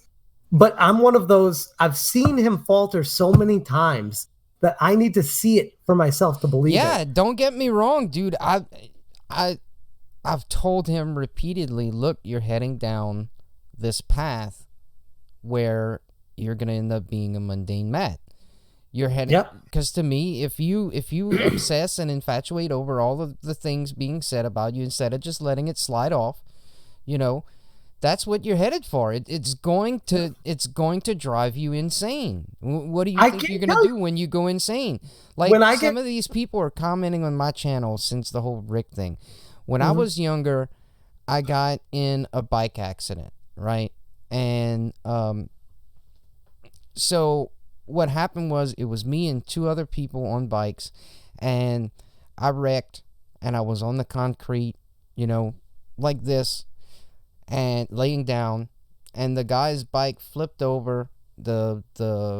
His tire hit the back of my head, and I bit the concrete essentially. Oh, God. And both my two front teeth shattered, and one of them, a couple of pieces went up into my gums. So I'm missing my two front teeth. Now I got people on the channel, like, saying shit about my appearance, my front teeth being missing. I don't give a flying fuck. I don't give one good goddamn. Fucking say whatever the fuck you want, bitch. Bring it. I don't give a shit. Because you know the truth. You know that what they're saying is bullshit. And that's the whole point. It's like, why do you I'm married. I got kids. I don't need whoever that is, this J-Rock dude or whoever it is. Like, I'm not trying to impress you, dude. One thing Eric I'm needs married. to learn. One thing Eric needs to learn, and a lot of not just Eric, a lot of YouTubers need to learn. And it's something I had to learn, and I think it's something you need to always remember actively every day. Is something Austin Hargrave said in a interview one time at the Peanut Butter Gamer, when someone was like, how do you handle criticism on YouTube? I mean, you got like 1.8 or 2.8 million subscribers, something crazy. He's got a lot of subscribers. He goes, I get a lot of criticism. People say whatever comes to mind about me, especially if they're new to the channel. They can say whatever they come to mind, whatever someone thinks about me, the first thing they see, they write that. He's like, the only criticism that I actually take to heart is after I shut my computer off and walk away. If it sticks with me, then there's probably some honesty there. There's some truth behind it. And that's what I try to work on. But if it's stuff that's just fly by night, the BS, I'm just hating on you to hate on you, you can't let that get you, which full circle back to the beginning of this video that we're doing here. John Hancock. I know you're watching this. You can't let criticism get to you. And if it does, that means there's some honest and truth behind it. Yes. Yeah, I mean, instead, and you instead grow of doing from the it. course Don't get correct- mad. Don't get mad. Grow from it. Get better. Instead of doing all these flags, maybe you should consider the criticism for a second. You know, I'm not one of these people that absolutely are, you know, against Patreon and monetizing videos and whatever. I personally think if you making enough to survive comfortably, you know, if your cost of living, depending on your area, like you're in like San Diego or something, right? Yeah. I don't know technically if I could say that or not, but I Yeah, don't know no, if that's I'm in a San state Diego. Yeah. secret or not, but No, it's not. I'd say it in my so- videos. I'm in San okay, Diego. right. That's what I thought. I'm not trying to dox you, bro. Don't worry. I don't think anyone wants to waste their time with outside of anyways. But I think I kind of lost where I was going with that. About the to be honest. Patreon, about the money and expensive to live there. If you're living, Well, yeah, if comfortably. you make, you know, $5,000 to $10,000 a month on YouTube, let's say, Mm-hmm. then, you know, if I was doing that, I personally probably wouldn't have any sort of PO box or Patreon. I'd have enough money to survive that I wouldn't even need to work at that Right. point, pretty much. Right. You know. Right. But you know what? I've So- always thought. Go ahead. I've always thought about that because, all right, people like the Quartering and like fucking Angry Joe, they make a shitload of money, way more money than we'll ever see probably, and they have their Patreons / whatever. The Quartering has some kind of competitor because he got kicked off Patreon, whatever that was. I try to put myself in their situation. If people are willing to give you money, it's kind of hard. Like I can say it's wrong. I could say it's wrong. I think it's wrong that they're taking money. But if you're in that situation and people are still supporting you, it's like I don't know where to think about that. I'm kind of in the middle because I've never been there, so I don't know what to think about that. Like The way I look at it, and I had a conversation, an unknown, a known person. I won't call him out here, but I had a phone call the other day with one of my Patreons, and I was having a really deep discussion about how I was considering canceling my Patreon because now I have a job and I feel like it's not really that necessary. Like, yeah, I'm still in a shit ton of debt because of going full-time YouTube for 3 years and not making ends meet, and my family's falling apart because of it. So I was like, oh, I'll keep my Patreon for a little bit until I get back to even. He's like, dude, I want you to know I support you on Patreon. I consider it a tip jar that I really appreciate and watch your videos. Like, I'll rent a movie on not Netflix. He's like, I'll rent a movie on cable and I'll pay like $4 or $5. And he's like, that's what I give you a month. He's like, I'll do that for one night. But I watch your videos every time you post them. And it's the least I can do for the amount of enjoyment I get out of your channel.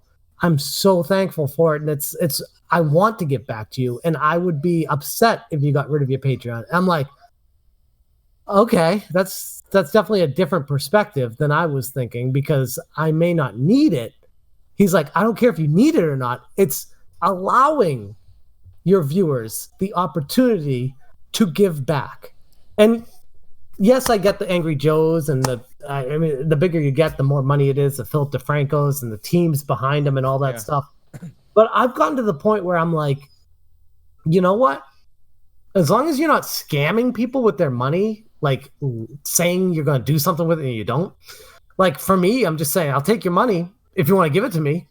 Yeah, I'm not going to say no to that. Like, from the beginning of this argument, I've been saying that as long as someone is transparent with what they're doing, I don't think anyone should have an issue with it. Exactly. And I've wondered where the cutoff is for that. And maybe that's another discussion for another day, but is it 10,000 subscribers? Is it 50,000? Is it 25,000? Is it 100,000? Is it 500,000? How big do you have to be where the Patreon's like, yeah, you don't need that anymore? It's like, yeah, true. But if people are still willing and you're not like openly like, please give me money, people are still willing to be like, I love this content so much. I want to give money towards it to make sure that they keep at it as a motivational factor to say, you have a fan base. You have people that care about you. You have people that want you to keep going. That's what he was saying the Patreon was. And I was like, damn, I didn't even think about it like that, but you're right. I like that. Yeah. And the thing I always thought, I heard another YouTuber, which I pay attention to a lot. He talks a lot of shit. 8 Thoughts. He made me laugh because he did use Angry Joe and he did use the quartering. And what he said, he used the tip jar thing. He says, you know, like baristas, bartenders, people who work really hard, who are trying to better themselves in this and that, they have the tip jars. But he says, do you see tip jars at a doctor's office or something like that? People who are already like up there and stuff. No. That's not a fair argument though. And here's why I actually unsubscribed from 8 Thoughts, because I honestly I used to love him. I unsubbed as well. I find he's kind of unreasonable. The dude went off the deep end long ago. Yeah. But he's making an unreasonable comparison. It's not, you don't go from being a YouTuber to being a doctor. You go from being a YouTuber. So the way I would argue that would be, you go from being a barista at a cafe to working at the fucking Oak Room in Boston, and you're making fucking bank on your tips at the restaurant. So it's a 1-for-1 comparison. Yes. You can't switch. You're not switching jobs here. Dude, I like that. You know what? So that's why I unsub from him, because I'm like, this guy, he manipulates things. I'm like, no, let's keep the fair playing field. Yeah, keep it all level. Keep it apples to apples. You can't just say apples to oranges and think it makes sense. Exactly. Yeah, he has fallen off the deep end. I've been watching his latest stuff. Now, to be fair, I think he was not that it excuses arguments or whatever, but I think he might have been diagnosed with cancer or something, wasn't he? Yeah. Well, here's another reason why I unsubbed from him, is that was like a weird, like, he made a video talking about that and then was like, oh, I was just a social experiment, when he was making fun of PewDiePie, and then he came back with, I have cancer, and then he's like, oh, I don't have cancer, and then he's like, oh, I do have cancer. I'm like, you are literally just toying with people's hearts right now and using cancer as a reason for it. And that's, because I only caught the cancer video. I didn't see any of the other stuff in it. Oh, he was real. Like, he was crying and everything. No, dude. Here's the thing with YouTubers. We all play a role. Some people play it up. Like, we'll look at like Woodhawker. He plays a character. Whereas I would say the three of us are playing an enhanced version of the three of us. With 8 Thoughts, I think he's playing a character, and that's what's concerning about what he's doing. He made a video ripping PewDiePie, and PewDiePie is like a human. Like, he makes mistakes, but he tries. And he tries to be honest with his audience. He tries to be transparent. And the video that 8 Thoughts made about him was basically ripping him for how he spoke about something. I don't remember the specifics of it. I seem to remember something about a lot of dislikes on his PewDiePie. And he got a ton of dislikes. It was like overwhelming. It was like 20,000 dislikes to like 123 likes. It wasn't even close. I'm like, this is like, and he had to got ratioed. And then conveniently, I don't want to insinuate anything, but conveniently made a video that he was wrong and he was doing a social experiment. And then, oh, by the way, the next video was talking about how he had cancer. And I'm just like, oh, that's fucking convenient. As your channel is doing a nosedive. I didn't even notice that, dude. So that's why I unsubscribed from him. So I'm like, there's a lot more going on here. He's enjoyable. He's entertaining. But to me, he's a fraud. That's the way I look at him. Yeah. How many Rock Band mic drops am I doing today? Yeah. Got a couple. They're only $5 a piece, so keep dropping them, man. Keep dropping them. Yeah. Wow. Damn. You know what? I didn't know all that about 8 Thoughts. He made a recent video about the cancer, like with a phone call and like showing that was real and all this, and talking to whoever worked at the office. I was wondering why he was defending his point. I'm like, what? Like, you're like, who's arguing with you here? I did not know all this. Yep. Wow. Yep. I just watched his Call of Duty stuff, and just like the drama in our little community, there's a lot in the Call of Duty. Yeah, And I got a buddy who and I really enjoyed him for a while. Buddy unsubbed before I did, and he unsubbed from him because he's like, yeah, he got big because he was ripping on a bigger YouTuber, and he was doing it so well that he actually grew to being bigger than the guy he was ripping on, who was a huge YouTuber. I don't know who it was. He's like, and then it was kind of like an unfair fight at that point, and then it got weird, and then they got to be friends, and they did collaborations. He's like, and then it was all fake, and I'm like, oh damn, like that's what this is. That's what this turns into, and it's sad. All right, so I wanna get your take on something here as well while we have you, because I have a certain way of looking at it, but the way that people, including yourself, will refer to, let's say, Wood and Eric and RGT as the MCN Mafia, right? From what I've been seeing since I started this podcast, me and Jason started this podcast, right? I don't really.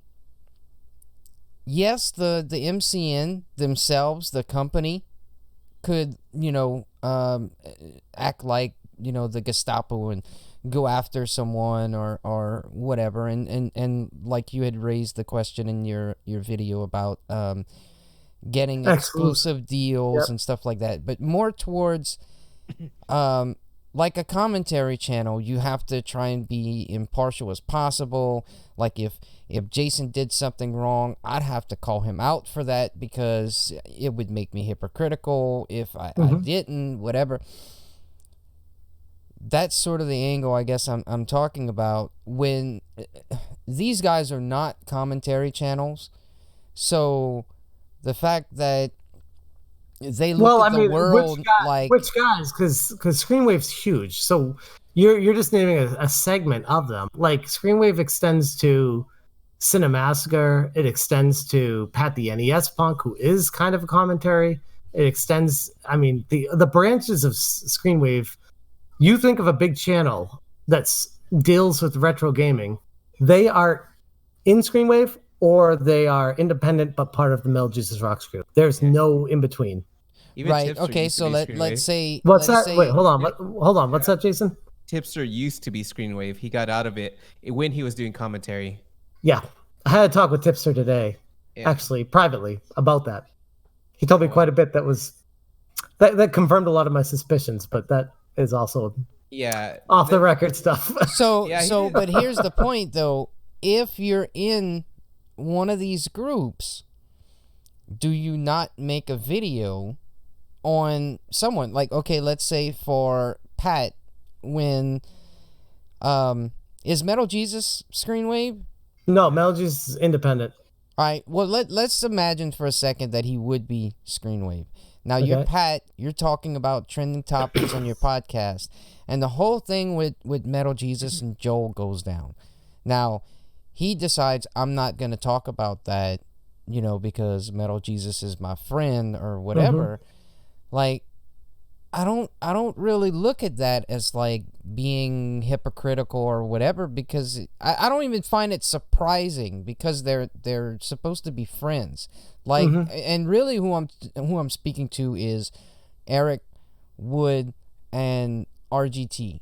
Just and the whole thing, right? Game Chasers. If they have somebody, let's say Tipster, for example, right? They pull him into their umbrella. They making him part of the crew or whatever. And Tipster decides, like, I'm gonna call Eric out on this Darius shit or whatever. I don't see why they wouldn't sort of kind of take offense to that, because he's supposed to be. Not that I ever want to be in the position of defending Screenwave, but according to Tipster, Screenwave allows that. Oh yeah? What? Yeah. Well, I'm not talking about the MCN though. I'm talking about the guys themselves. You know what I'm saying? I think it's an unspoken rule that like you don't shit on your own network. Friends. Yeah, they kind of like coworkers, where they set up. It would be like if Jason, depending on if how bad you fucked up and where you did, Yeah. I may not cover it. And that's just because I'm like, yeah, I don't want to draw attention to that. I've had that situation with people that are my friends that I'm like, yeah, they kind of fucked up, but I don't really want to draw attention to that because, I mean, I'm cool with them. So I get it. I do get it. And maybe that makes me a hypocrite. Maybe it does. But here's the other side of that. There's so much to cover that maybe I'm doing a disservice by playing sides and stuff, and maybe I'm calling myself out here, but there's so much to cover outside of that I feel like it's okay. And unless it's like someone royally screws up and they definitely deserve a video about it, then yeah, obviously. I just sort of speaking towards the, conspiratorial channels that are like, oh, they run this like a mafia or whatever. Like, dude, you could guess this stuff is going to happen. Especially with the three that I'm talking about, they all went into this sort of pact of doing these Switch videos together and growing their channel. Of course, they're going to have each other's back. They watch each other's backs. Exactly. I mean, that, and from a certain perspective, depending on how you look at it, I see totally where they're coming. And if I was a part of it, I'd be the same way. And maybe that makes me a fraud, but I'm like, I get it. That's what you do. That's how you got to survive in a treacherous landscape that YouTube is. And the sole reason I bring it up even is because the situation happened a few days ago, maybe the last time I was off, so about 2 weeks ago. One of the guys that's supposed to be on the podcast with us, Reyes World TV, is it? Or Reyes World... Reyes World TV. Reyes World TV. He had made a video discussing the whole, what was it, Final Fantasy Dreamcast guy debacle. Oh, right. And how none of them even talked about that. Well, he discussed it, and I kind of disagreed with him, just from like, come on, dude, you play ROMs. Like, it's not that big of a deal, yeah. Right, yeah. Sort of thing. Even from a preservation aspect, look at all the games out there that I think we had early build versions or whatever, because the game completely got gutted after a certain point. Right. And the better version was this early build version and things like that I'm just like, I'm completely for, stuff like that. So I don't see the big deal. So I left a huge comment on the dude's channel. I'm probably was being an asshole, to be honest, because I'm an asshole. But it came to you're truther. So it came to Jason, and Jason made a video, but he didn't actually like say by name anyone. He was just talking, at the topic, and that was it, right? Mm-hmm. And it came up like, oh, well, I would, never make a video against you, dude. And it was kind of like, dude, that's the same exact thing that people were like criticizing, the MCN for. And it's like, MCN, that's how quick, that's exactly how quick that stuff can happen. And it made me realize, that's all that those guys are doing is, I guess, what. And like I said, no, it's true. And you're absolutely right. And I don't exposing myself, but the problem with me is I'm always too honest with people. I'm just real. Like, I'm like, that's what's happening, and that's the reality of YouTube. And it sucks. It really sucks. But what are you going to do? Are you going to beat them? Because if you can't beat them, if you can't join them, then you're not going to beat them. And I'm not saying that I'm joining. I'm just saying I understand it, and it sucks. And that's just the reality of what it is. Yeah. I'm not saying it's okay. I'm not saying that. I'm not saying that these people should be blacklisting other people, though. Well, to me, that's where, crossing the line. That's if you where don't want them to be in Screen Wave, that's one thing. But trying to blacklist them from everyone else and trying to nuke their networking and whatever. That's exactly where I like you just said perfectly. That's where you draw the line. Like, people pat each other's back, they give them massages, they ignore problems. I get it. But when you start drawing lines on who's going to be successful and who's not based off of your friendships, that's where it's fucked up. And that's where I have an issue with it. It's like, yeah, I get it. You don't want to paint your friend in a bad light. You're human. You know what I mean? Like, I get that. But you're gonna exclude someone because they talk shit about you because they weren't friends with you to begin with. Now they're just cut off because you don't need them. They're an asshole. I don't know. Right. I have an issue with that. I have a big issue with that, especially when the person who's being an asshole is actually just using constructive criticism in an entertaining format, which they should know better than most people on how that works. Which I get a kick out of when some people come at me and they're like, "Oh, why didn't you just hit that personally in a private message instead of making a video?" And I'm like, you're on YouTube, right? You understand how all this where you make videos for attention. Like that's what you do. And if you fuck up, people are gonna make videos for attention on that. Like that's kind of how it works. That's real as fuck, man. Yep. And you know, And this whole thing, like, and you guys, I don't want to make it sound like I would never make, because neither one of you are safe. You're safe to a certain extent, but if you royally fuck up, then yeah, I'm gonna make a video you're about gonna you. cover it just the same as anybody else. Exactly. If it's something that really entices me, and I would say something along the lines of, I did a podcast with these guys back in the day, and I can't believe what happened now compared to what I thought they were back then. Right. It's crazy to me, but here's what's going on. Like that's happened before. You know what I mean? So no one's immune to it. Except if you're in the MCN. I feel like no matter how bad they fuck up, especially a Dreamcast guy who's known for making stuff up all the time. See, that's the none guy of I'm them least educated on. None of them dare to ever make a video about him. Ever. No, they won't. Nah. Never. But if someone makes a video about him, blacklisted, gone. I'm like, what is this guy like? Is this guy like really good in bed? Like what's going on? What is the deal here? Is he giving a higher percentage of money to you guys? Is laundering? How good is this friendship? Because how bad do you have to fuck up for someone to actually finally talk about it? Yeah. Like even when Philip Mewson was caught red-handed copying and plagiarizing that review for what was Dead Cells. Dead Cells, thank you. Dead Cells. Dreamcast guy made a video. And he was like, man, I was boys with Philip Mewson. He's a good guy. And this is really hard for me to make a video about this. And then completely throws him under the bus the rest of the time. The only reason he did that is because Philip Mewson was guilty as F-U-C-K. And everyone knew it. So he was going with the trend of it and riding that wave. And that's really sad. That's the way I looked at that whole situation. Right. Yeah. Right. I mean, if there was any way to be like, oh, maybe it wasn't as bad as people thought it was in that video, you know what I mean? Right. Yeah. Absolutely. But yeah, I guess I'm sort of thinking back to everything that we said about Eric, and you know, with this whole situation with him, I've kind of become friends. Yeah. Right.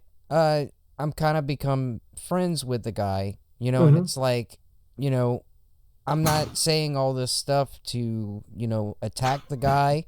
A lot of the stuff that we said tonight are things that even his friends have told him, you know. So I'm just hoping the guy really doesn't take offense to everything that was said, you know. He will, because based off of my interactions, he's take complete offense to everything. Hopefully, eventually he'll grow and mature and not do that, but my experience is not that. Yeah, well, all I can do is give the guy the benefit of the doubt and realize that I'm not out to get him, you know. But you know, friends, are real with each other. Real friends call their own friends out on their shit. Exactly. I'd like for him to think the same with me. Like I wasn't out to get him. I had a question based off of suspicions, based off of what his actions were. So, I mean, if you're gonna hate on people for questioning your motives when you do things like you did, then I can't really. Yeah, no, and I get it. I get the whole commentary thing because that's a lot of what I do, you know. So, and when you're, you know, trying to run yourself like that, I mean, that's just the way it is, you know. And but even more than that, like I said, you know, real friends call their friends out on their bullshit, and I feel like absolutely other people have told him the same thing that we pretty much said tonight, you know. You gotta know who to trust. And there's no in between. There are two types of people on this platform. And I've learned that actually kind of recently when I shifted, because I used to be one and now I'm the other. Where I used to be fake and now I'm not. Right. So that's how. God, that's real as fuck. Yeah. So that's how I know that. Like I've personally gone through that transition where there are two types of people, and you gotta know that going into this, and you gotta know who to trust based off of that. And if people are being real, deal with it. And if you can't deal with it, then you need to get off the platform, because you gotta accept the criticism, or you need to go somewhere, because the criticism will always be there. That's life. That's what makes YouTube. Love it or hate it. Like, that's what makes it special. That makes it different from every other social media platform out there. Is the interaction we have with each other? The way I look at it, man, it's like I still believe in it. You know, it's like broadcast yourself. You know, and it's sort of like putting filmmaking back into the everyday person, you know, putting it back in the hands of the everyday person. It's almost like, you know, the first videos being made ever where no one knew exactly what to do. You have a bunch of people that you know, they're not movie directors, you know what I'm saying? Right. And we're all just, you know, trying to figure out what to do, what works, what doesn't, you know. And I feel like everybody... not just what works and what doesn't, but also, unfortunately, what's socially acceptable and what's not. Yeah, constantly evolving that. Like, what's okay? Rubbing with this line. Yep. You know, and trying not to cross it, but sometimes you make mistakes and you do cross it. But you learn from those mistakes. And sometimes you'll make a video and be like, "Oh, way over! I can't believe I did that."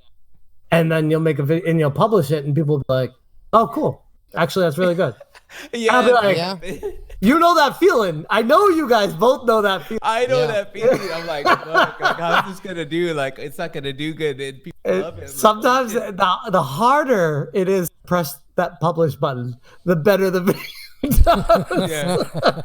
I told myself, because I have a lot of videos I've done in the past that I didn't publish because I was like, man, I went too hard on it or whatever. It took me a while to develop myself because I was I don't know, I just didn't have a nice flow, but I wrote a note to myself: every video, fucking publish it. Don't second guess yourself. You know? Don't do that. And they do good now. Like, whatever, I just say whatever's on my mind, and that's it. And another thing too, I don't know if we're shifting this into advice, but things I've learned. I think the epiphany was when I made my Pat the NES Punk video on his Diablo Immortal take. Oh yeah. I was a nobody. I had like, maybe back then it was like 3,000 subs, if that. It was like a nobody channel. And then back then Pat had like 150,000 or 200. I don't even know what he had. And he had a lot of subs. And I'm like, I'm going to make this video, be over the top, be crazy with it. Because one, I know Pat's not going to watch it. Two, I know no one cares about my opinion. Three, I'm just going to be wild and have fun with this. And I published it, and all three things I was wrong on. Pat definitely watched it. It was definitely people watched it like and paid attention. Like, it was like, oh my God, okay, people listen to you. And more proof than anything is the Darius Truxton video we referenced earlier with Wood calling that out. No matter who you are, if you make a video about somebody else, it's gonna get back to them. Always. Oh, yeah. Like, outside of like PewDiePie, Jacksepticeye, and all the like the 80 million sub channels. If you make a video about them, they're gonna see it. Yeah, and I've learned that fairly recently too. All these people watch these videos. They all know about it. Which is the best thing ever, to learn that and know that, because going into your video, you already know your audience is the person. You know they're going to be watching it. So I've been able to evolve how I create my videos and manipulate it into a form of like molding it into This is the point I'm trying to get across to you, the end viewer, of the person I'm talking to, and I don't have to come across as a complete asshole or old joker and moron. Like, I'll just be like, these are the issues I have with you. This is why. Like, I've made videos about Boogie 2988. I wouldn't be surprised if he'd seen them and not commented. You know, and that was back when I had like 800. Because he's not too big for that. You know what I mean? He's someone who's constantly online and watching everything. So, so these people, they all watch. They all, and especially you guys and me. Like, the three of us, like, I know people are watching us. And that's not like a cocky thing. It's like, I respect your opinion, Jason. I respect your opinion, Trevor. And people sure as hell seem to respect my opinion. Yeah, I respect. Yeah, likewise. So my point is, like, you know why? Because we're real. We tell it how it is, and people want to hear that. They might not like what they hear, but they want to hear it because they know the general public is going to form an opinion based off of someone being real, and that's why it's so important. And that's why I keep going back to the John Hancock thing, being like, what the fuck are you doing, dude? Like, do not even understand the ramifications for that. Like, and again, I know it totally sounds cocky, but I'm a guy who doesn't give two fucks about his channel anymore. I'm done. I'm out. Peace. I don't care. I'm doing this for the love of the game now. I don't even care. Truly, genuinely don't care. And people love me for that now. And that's why I'm like, I should have done this a long time ago. I just don't give a shit anymore. Right. I hear you on that. You learn. But I'm gonna share something that Metal Jesus told me today. He said something about he was trying to liken like if somebody were to do a biography, an unauthorized biography of, you know, a football player or something, maybe a band or whatever, that using a photo of the person would be, you know, the same thing. That would be your cover photo, your thumbnail for the video. Why? And I don't understand that at all. I don't understand that. May be the case, but I mean, pretty much universally across YouTube, that has not been the case. Maybe just no one cares. And in this instance, John does care and is able to do something about it. But to me, this doesn't fly. You know, here's the thing. Like, MJR said a similar thing to me too. Maybe he was just referenced, but he said something. Wait, you like, cut out. Who said something to you? Jason, Metal Jesus Rocks. Oh, okay. He said something similar where he's like, if you publish a book about Tupac or Kiss and use the copyrighted photo or logo, I don't think you'd be able to do that. Paste that to me. And he said, I don't think you're allowed to do that. And I said back to him, I was like, from that perspective, yes. But I got the image from Google. So what gives Google the right to show that image when you search the name? Right. Once these photos are shared, it's public. On it's social public media, on everything else. Yeah. It's out there. It's fair game. Yeah. But when you search Google, you'll notice a lot of time it will say like photos may be copywritten, but I doubt that any of his photos. Well, here's the thing. That's bullshit about. Because what gives Google the right to show a copywritten photo? It's just to hide their. I think it's to save. No, but I get that. But I'm saying, what gives them the right to show it? They don't have the copyrights for it. That's what I'm saying. Yeah. So are we going to restrict the internet like that? Is that where? Because we're either going all the way or we're not doing it. Yeah. Like, why isn't someone, you know, copyright striking Google for having an image out there? Thank you. Right. I get what you're saying. Circle to what I'm getting at. Like, YouTube is owned by Google. I got the image from YouTube, their parent company. I found it there. And now I'm in trouble for using an image that was provided to me by the company that owns the company I was using. What? Right. You know, me personally, I use Sony Vegas. And in Sony Vegas, they have a little screenshot button.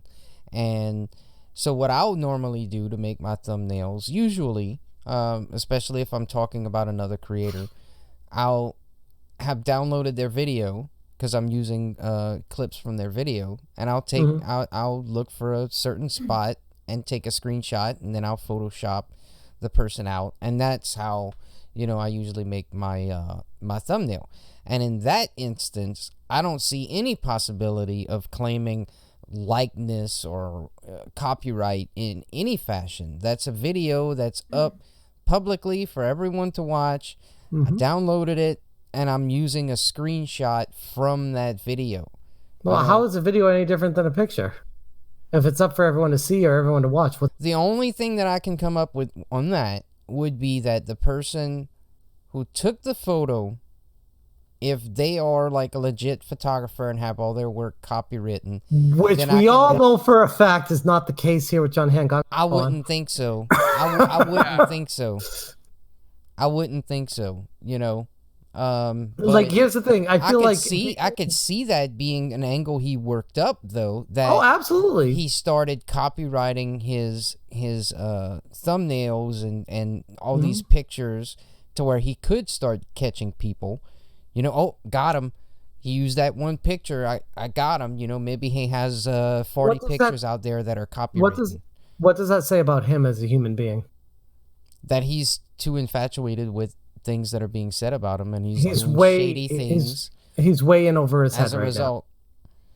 Like one thing that I've learned as a small YouTuber growing to a little bit bigger than a small YouTuber is the growing pains and the struggle that we all have of trying to get recognition, having people care about what you say, testing out what works and what doesn't, and dealing with the challenges faced on a daily basis for years is all skipped when you know someone big. And then when you get to that point and you get huge, you have no idea how to deal with any of it because you just think this is what it's like when you're good, even though you're not good. You know what I mean? Right. Yeah, or you pay your way to get there. Same thing. Exactly. Destiny FOMO. What? Oh, wait, what? Excuse me, I sneezed. No, that's exactly what I was saying. But yeah, for sure. You got to put in the work. You know, you can't, someone gives you a shout out, you're not going to know how to handle yourself. With John, what we're saying, he just does not know how to handle the situation he's in. We're seeing all the clues ready with the dislike ratio, with what he's doing right now. He's way over his head, man. Yep. I don't know what's going on. I don't know how far it's going to go. But yeah, but no, legitimately, okay. Talking to John Hancock, if John Hancock watches this video, what is so wrong? I'm not saying that some of these people are not ridiculous or not going way overboard. Y'all may have a point calling them quote unquote toxic or whatever. You know, they have people that are doxing and all of this bullshit with Hancock. So throw them out, right? Throw them out and listen to the most reasonable person around who is saying, you know, look, you have this situation with the museum. It's not happening. What is happening with the museum? What is wrong with addressing that criticism to the point where you have to strike people? I'm pretty sure his actions today kind of answered that question for you. He doesn't have an answer for it. And this is his way of that's sort of down. What I'm saying is, dude, instead of doing what you're doing, you should be addressing that criticism. However hard that may be, you know, whatever pride you have to swallow, what you're doing now is only going to draw more attention to the situation. It's going to hurt it, not help it. That's why I reached out to Jason Metal Jesus, because I'm like, I like you. I feel like you're a good dude. Yeah. I don't want this to spill over into the crew. I genuinely don't. And I know just how this works, and I know eventually it's going to. I know if John Hancock does a video with Metal Jesus Rocks in the future and this is not addressed or changed, there's going to be a lot of fallout, and that's not going to look good. So Jason should be more concerned than anyone. Right? And after talking to him, I didn't really get whatever about it. And I'm like, right, yeah. I really care about this. This is a big deal. It seems like he's trying to just like distance himself from it or whatever. Right, and you can't ignore problems like problem. It's a really big problem. I don't know. Maybe if he doesn't put Hancock on his videos anymore and he completely distances himself from it, then maybe. But we all know better than that. He can't just keep having Hancock on his, hey, let's go check out the hidden gems of the, the Ouya or whatever. Yep. I think it's a situation where, I keep going back to, Jason is a genuinely high quality, good creator, and he raised up somebody. He raised up somebody that isn't necessarily at his level. I think that's a fair thing to say. Yeah. And I think the problem with that is now he's dealing with the fallout of that, and that's just the reality of it. Like if he were to bring up a small, I don't know, I was thinking about myself, but if it was someone like me or you, like one, or I can think of thousands of other small YouTubers that have a lot to offer, that have been through the entire, what do you call it? I was going to say the laundry of YouTube, the cycle, what do you call it? The vicious cycle of YouTube. Something like that. Game. The game of YouTube, and they've challenged themselves, and they're growing, but at a very slow rate. And they understand how beneficial it would be to be close to someone like that. I think once they got to that point, I think they'd really be able to handle it a lot more professionally, because they'd understand how amazing the feeling it would be to be in that position and to have that opportunity, which just isn't given these days. It's unfortunately not. Yeah. Right. The thing that I find, just I guess it's my criticism, is I kind of understand that, but who I think is how you kind of handle it, because Riggs handles it fine. He does his own. He got the shout out. He does his family thing. He's real, and he's really good. Like he just does. I mean, he'll do a cereal review, and I'm I'll watch it, And he has his family on there. It's really cool. But it's just Hancock's trying real hard to take it to another level, and I mean, I think you hit on it right there. Like Riggs is cool with whatever happens, and he's just having fun with it. And he's a genuine person. Whereas I think Hancock's putting a lot of pressure on himself to grow and be big, but he doesn't have any idea how to do it. So he's like a Magikarp in Pokemon bouncing around. He has no idea. He has no idea how to handle criticism. He has no idea how to make videos that entice people to watch. He has no idea, not clickbait, but along those lines. Oh, but he thinks he does. He absolutely thinks he does. I mean, go back to that YouTuber's video. He's ready to dole out all kind of advice. For the exact reason of he's been in the position of people have been patting on him on the back, where he thinks he's an influencer at this point, where he thinks he's a big deal, where he thinks that if he did a video with me, that he was helping me out. I'm like, right. You're not. All right, nice try. I was actually, I'm a nobody trying to help you out, but right. whatever that's makes what a lot of people don't get about commentary channels is that, the whole situation with Eric. I think he finally understood, oh, you're not trying to help, you're not trying to hurt me, you're trying to help me, sort of thing. And what you did for John was gave him an opportunity to, clarify his thoughts on that video. Whether he took advantage or not was really pointless, because in the end, months and months and months later, decides to fucking strike you. But I mean, that's proof right there that he's holding a grudge even after that situation was resolved. Yeah, I mean, I was thinking that for sure. Yeah, I'm like, we moved on from this. We both were like, we're cool, and I make a video just with a critical eye on the situation, and right away he's like, can't have that. Yeah, well, look at what I did. I and it was all because of the BetterHelp thing that had happened, but just from seeing that story, discovering how DeFranco did that. Yeah, DeFranco, Boogie. Quite a few people had did videos on it. That was back when everybody was like, oh, YouTube burnout, depression. Let's talk about depression. Oh, and by the way, conveniently, let me talk about this. Today's sponsor is BetterHelp, But originally, I talked about his ad games reviews and how they were, how he had affiliate links and they weren't labeled affiliate links. I mean, And that was mild. That should be a tip off how he handled that for you right there. Right. Oh, yeah. That was mild. I was like, I'm not saying John's a bad person. I'm just saying that I could tell that there was some sort of bias here. I didn't know what it was, but the dude is like trying to argue with people that have experienced these consoles and trying to tell them that their experience with the console is wrong for some reason. Yeah. You know, that I was suspicious of the guy.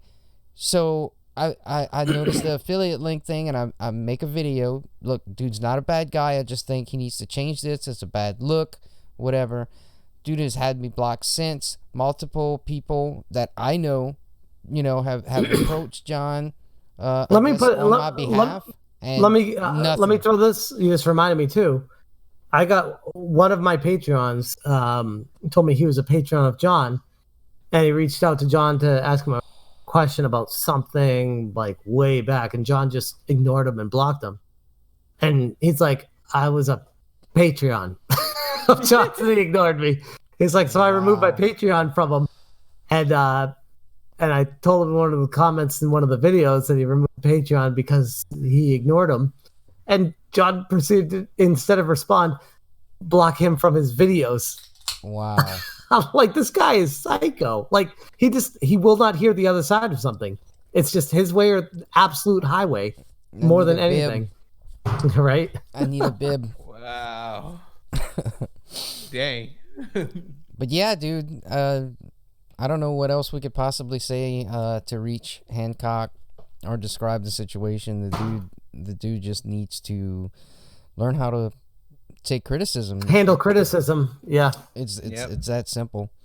I mean, hopefully, the way he's handled his copyright strikes, assuming he doesn't remove them, he might have his channel removed. Like, that's the Well, that's what alternative. YouTube is supposed to do when you have a serial false flagger.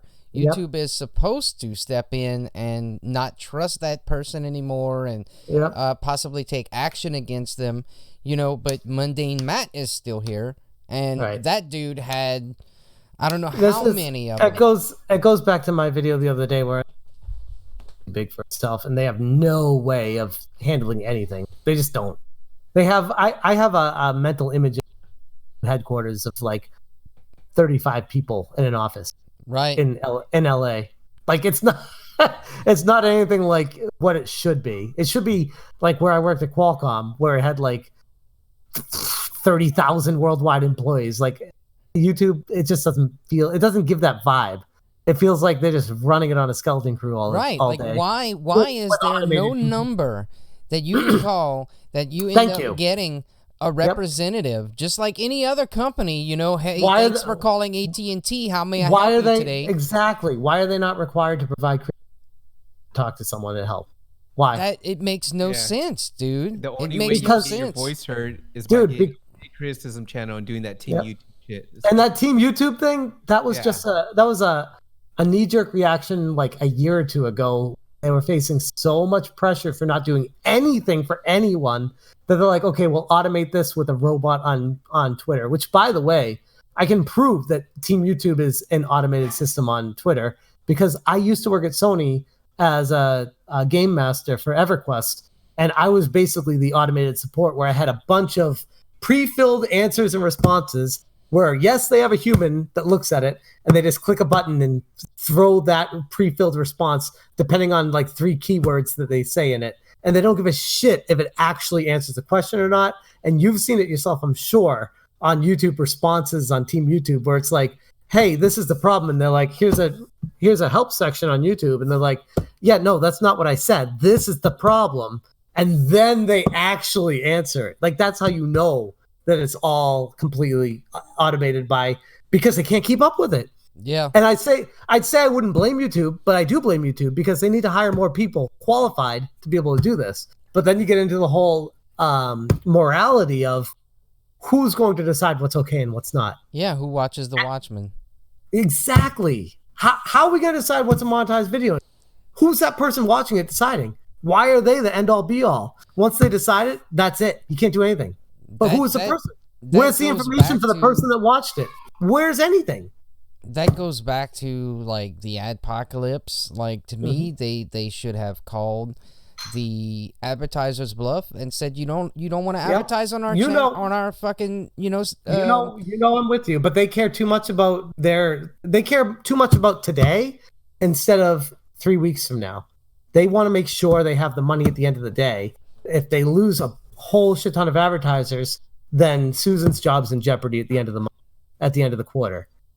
She can't play the long-term game, even though that would have been the right thing to do.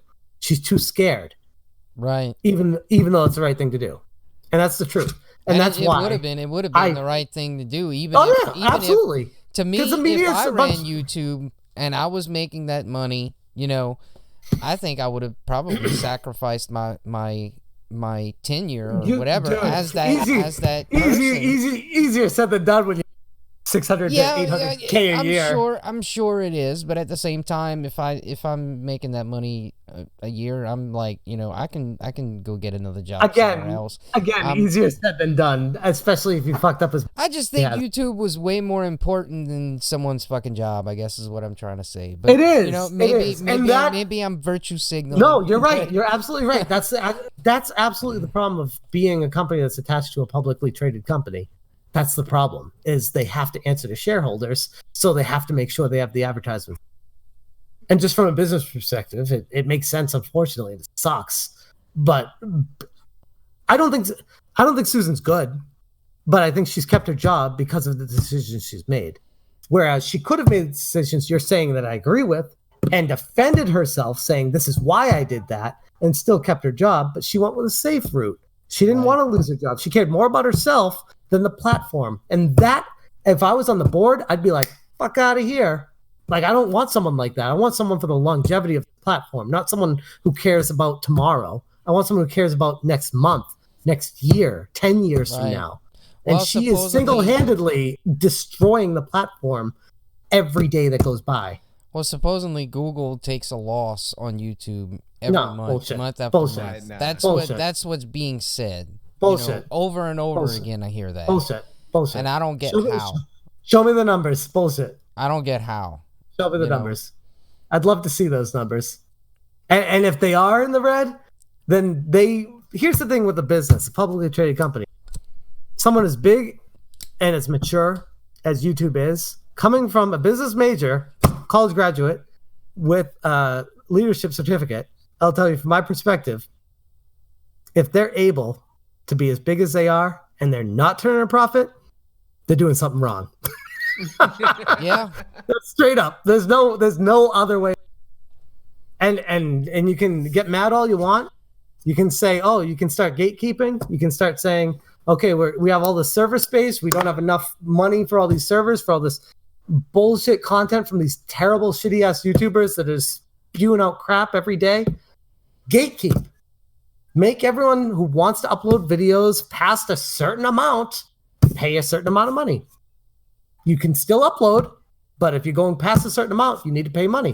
Oh, guess what? That limits the service space. And, by the way, you're making money off those people that are paying it. Right. Problem solved. That's how I know they're making money.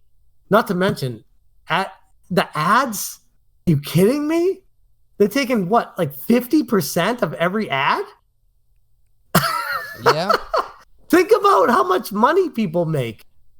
Yeah. I mean, just half of the money off of they made about alone. Based off of what I made last year, they made almost $5,000 off of me. Wow. And I didn't cost $5,000 in server space. Right. So, right. Not to mention the other thing, gatekeeping the law that they introduced last year, the beginning of last year or 2 years, where you needed 1,000 subscribers in order to be able to monetize. That's because they didn't have enough ads to spread out to everyone. So they had to find a way to limit it so that the big channels could keep getting ads without spreading them out to bullshit bad content, which was kind of a smart move. Right. Yeah. And that was because of the adpocalypse, because so many advertisers pulled out, they lost all the ad space. They didn't have a place to put them because there was just not enough ads. There were too many videos for the ads. The supply and One demand. thing I don't get, I don't know if you had heard this or not. Do you know who David Pakman is? Heard the name. He's one of those news channels like Secular Talk or like not news, political news. Well, at the time, the first adpocalypse, one of his advertisers actually called into him. At first they emailed, and then they called and spoke to him. And at the time, they were still trying to advertise on his channel because their product was targeted at this political audience. It was a target-specific ad. Yeah. And they were saying that YouTube would not let them. So he reported on it. Like, YouTube is not allowing advertisers that even want to ad. And that was something that I never got about the apocalypse is, why did they do that? Why did they overcorrect so much? From what I understand, and I don't know how true this time, but I heard, because when I first started the channel, I actually toyed with advertising to see how it worked, and that was a fucking waste of money. Don't ever do it. But I mean, if I had to improve myself, maybe I could advertise a little bit more. But from what I understand, you don't want to see me do that. Holy right. shit. They removed the ability to target advertisements prior to videos that you could select. And the rationale behind that goes back to they didn't have enough videos. They didn't have enough advertisements for the videos that were getting put out. So they wanted to remove the ability from the advertisers pick so that YouTube could give them to the top channels so that the big channels could keep making the revenue that they're making so they wouldn't jump ship to another platform. I gotcha. I don't know how true that is. That's just my assumptions. It's a lot of speculation in what I say. Don't take my confidence fact. I hear you. But I can't stay too much longer because I got to do... Yeah, guys, I was about to say, guys, we are at the 2 hour and 15-minute mark. But by the way, I will take ownership of being at fault for that. I'm sorry I talk a lot. That's my bad. No, it's all good. You're the guest, man. We try to go about at least an hour and 15 minutes, but you know, we definitely appreciate it. We're not against going 2-3 hours. You know, it's all about if we have enough to talk about. But I was gonna say, man, this was very smooth and very natural. And you guys are good. You guys are real good, and I really appreciate this opportunity. So thank you. Thank you. I really appreciate the kind words and, you know, come and stop by and you know, chilling with us. But yeah, if I didn't have a life like I do, you know that. Well, you know, being we have you here, one final thing I'll say, you need to get good at video games, dude. Stop using save states. Hey, I'm all with you, Smash. Hey, we don't have the time, right? I'm all with you, man. Don't worry. All right, let me tell a quick story. Yeah. This is really embarrassing. You guys are gonna crack up. So when I first started YouTube, I didn't know what to do. You know, like you were saying, the beginning of the YouTube internet, people didn't know what they're doing. They're finding their way. That was me when I started YouTube. So I was like, okay, I'm gonna do a video of a playthrough of Castlevania 3, and I kept getting my ass kicked at one part, and I'm like, I can't do save states because I'm recording a playthrough of my live reactions. So I started doing save states and then cutting them to make it look like I beat the game without the save state. And yeah, I'm like, because it's embarrassing. When you're streaming. Yep. You know, oh, I keep dying. It was happening to me a few nights ago. I was playing Bloodstained, and for some reason I couldn't figure out where to go. And I was like, am I supposed to be here at this one boss? And I felt like I need to be like leveled up here Yep. and I'm fighting this boss that's And getting like your ass kicked. up here, Yeah. you know, and I was just like, you know what, fuck it, I'm not playing this game. I'm just gonna jump on another game. So that was, and I uploaded the video, and I spliced it perfectly and got rid of all the save states and made it look like I was there playing it. And then I posted the video, and like 2 months later, I was showing my kid. Yeah, I beat Castlevania 3, and I was fast forwarding the part, and I missed one of the parts to cut. And I'm like, wow, that's fucking embarrassing. I Wow. just exposed myself. Smash JT, the Billy Mitchell Jr. Billy No. I admit when I do it. Yeah. It wasn't for no records or anything, so it's all good, man. I do states all the time too on those retro games. Trevor over here likes to show off with his no death runs. No, I saw him doing Ninja Gaiden 3 the other day. I didn't.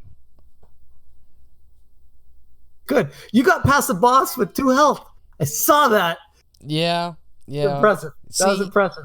I almost did a no death run of Ninja Gaiden 3. I got I can't even through get the past the first and first. second boss. I can't of get the past the final first level of the game Me with neither. the Really? continues. The game's hard as fuck. It's I'm really hard. impressed. It took me a while to learn it. But I was watching and I would have commented, but I couldn't stay forever. So I'm not gonna comment. I ended up watching for like 15 minutes because I couldn't Really? stop watching. He was so good. I was like, damn, he's good at this. He does Super Contra with no deaths, no power ups. Come on. Gee, what? Yeah, that's him. And then he tells us like about save states. Yeah, you're like another. You should be like you yeah, should go pro, man. but Go pro with Jason thinks that like, oh, you played these, you had these games as a kid, whatever. Muscle like, memory, yeah. I didn't.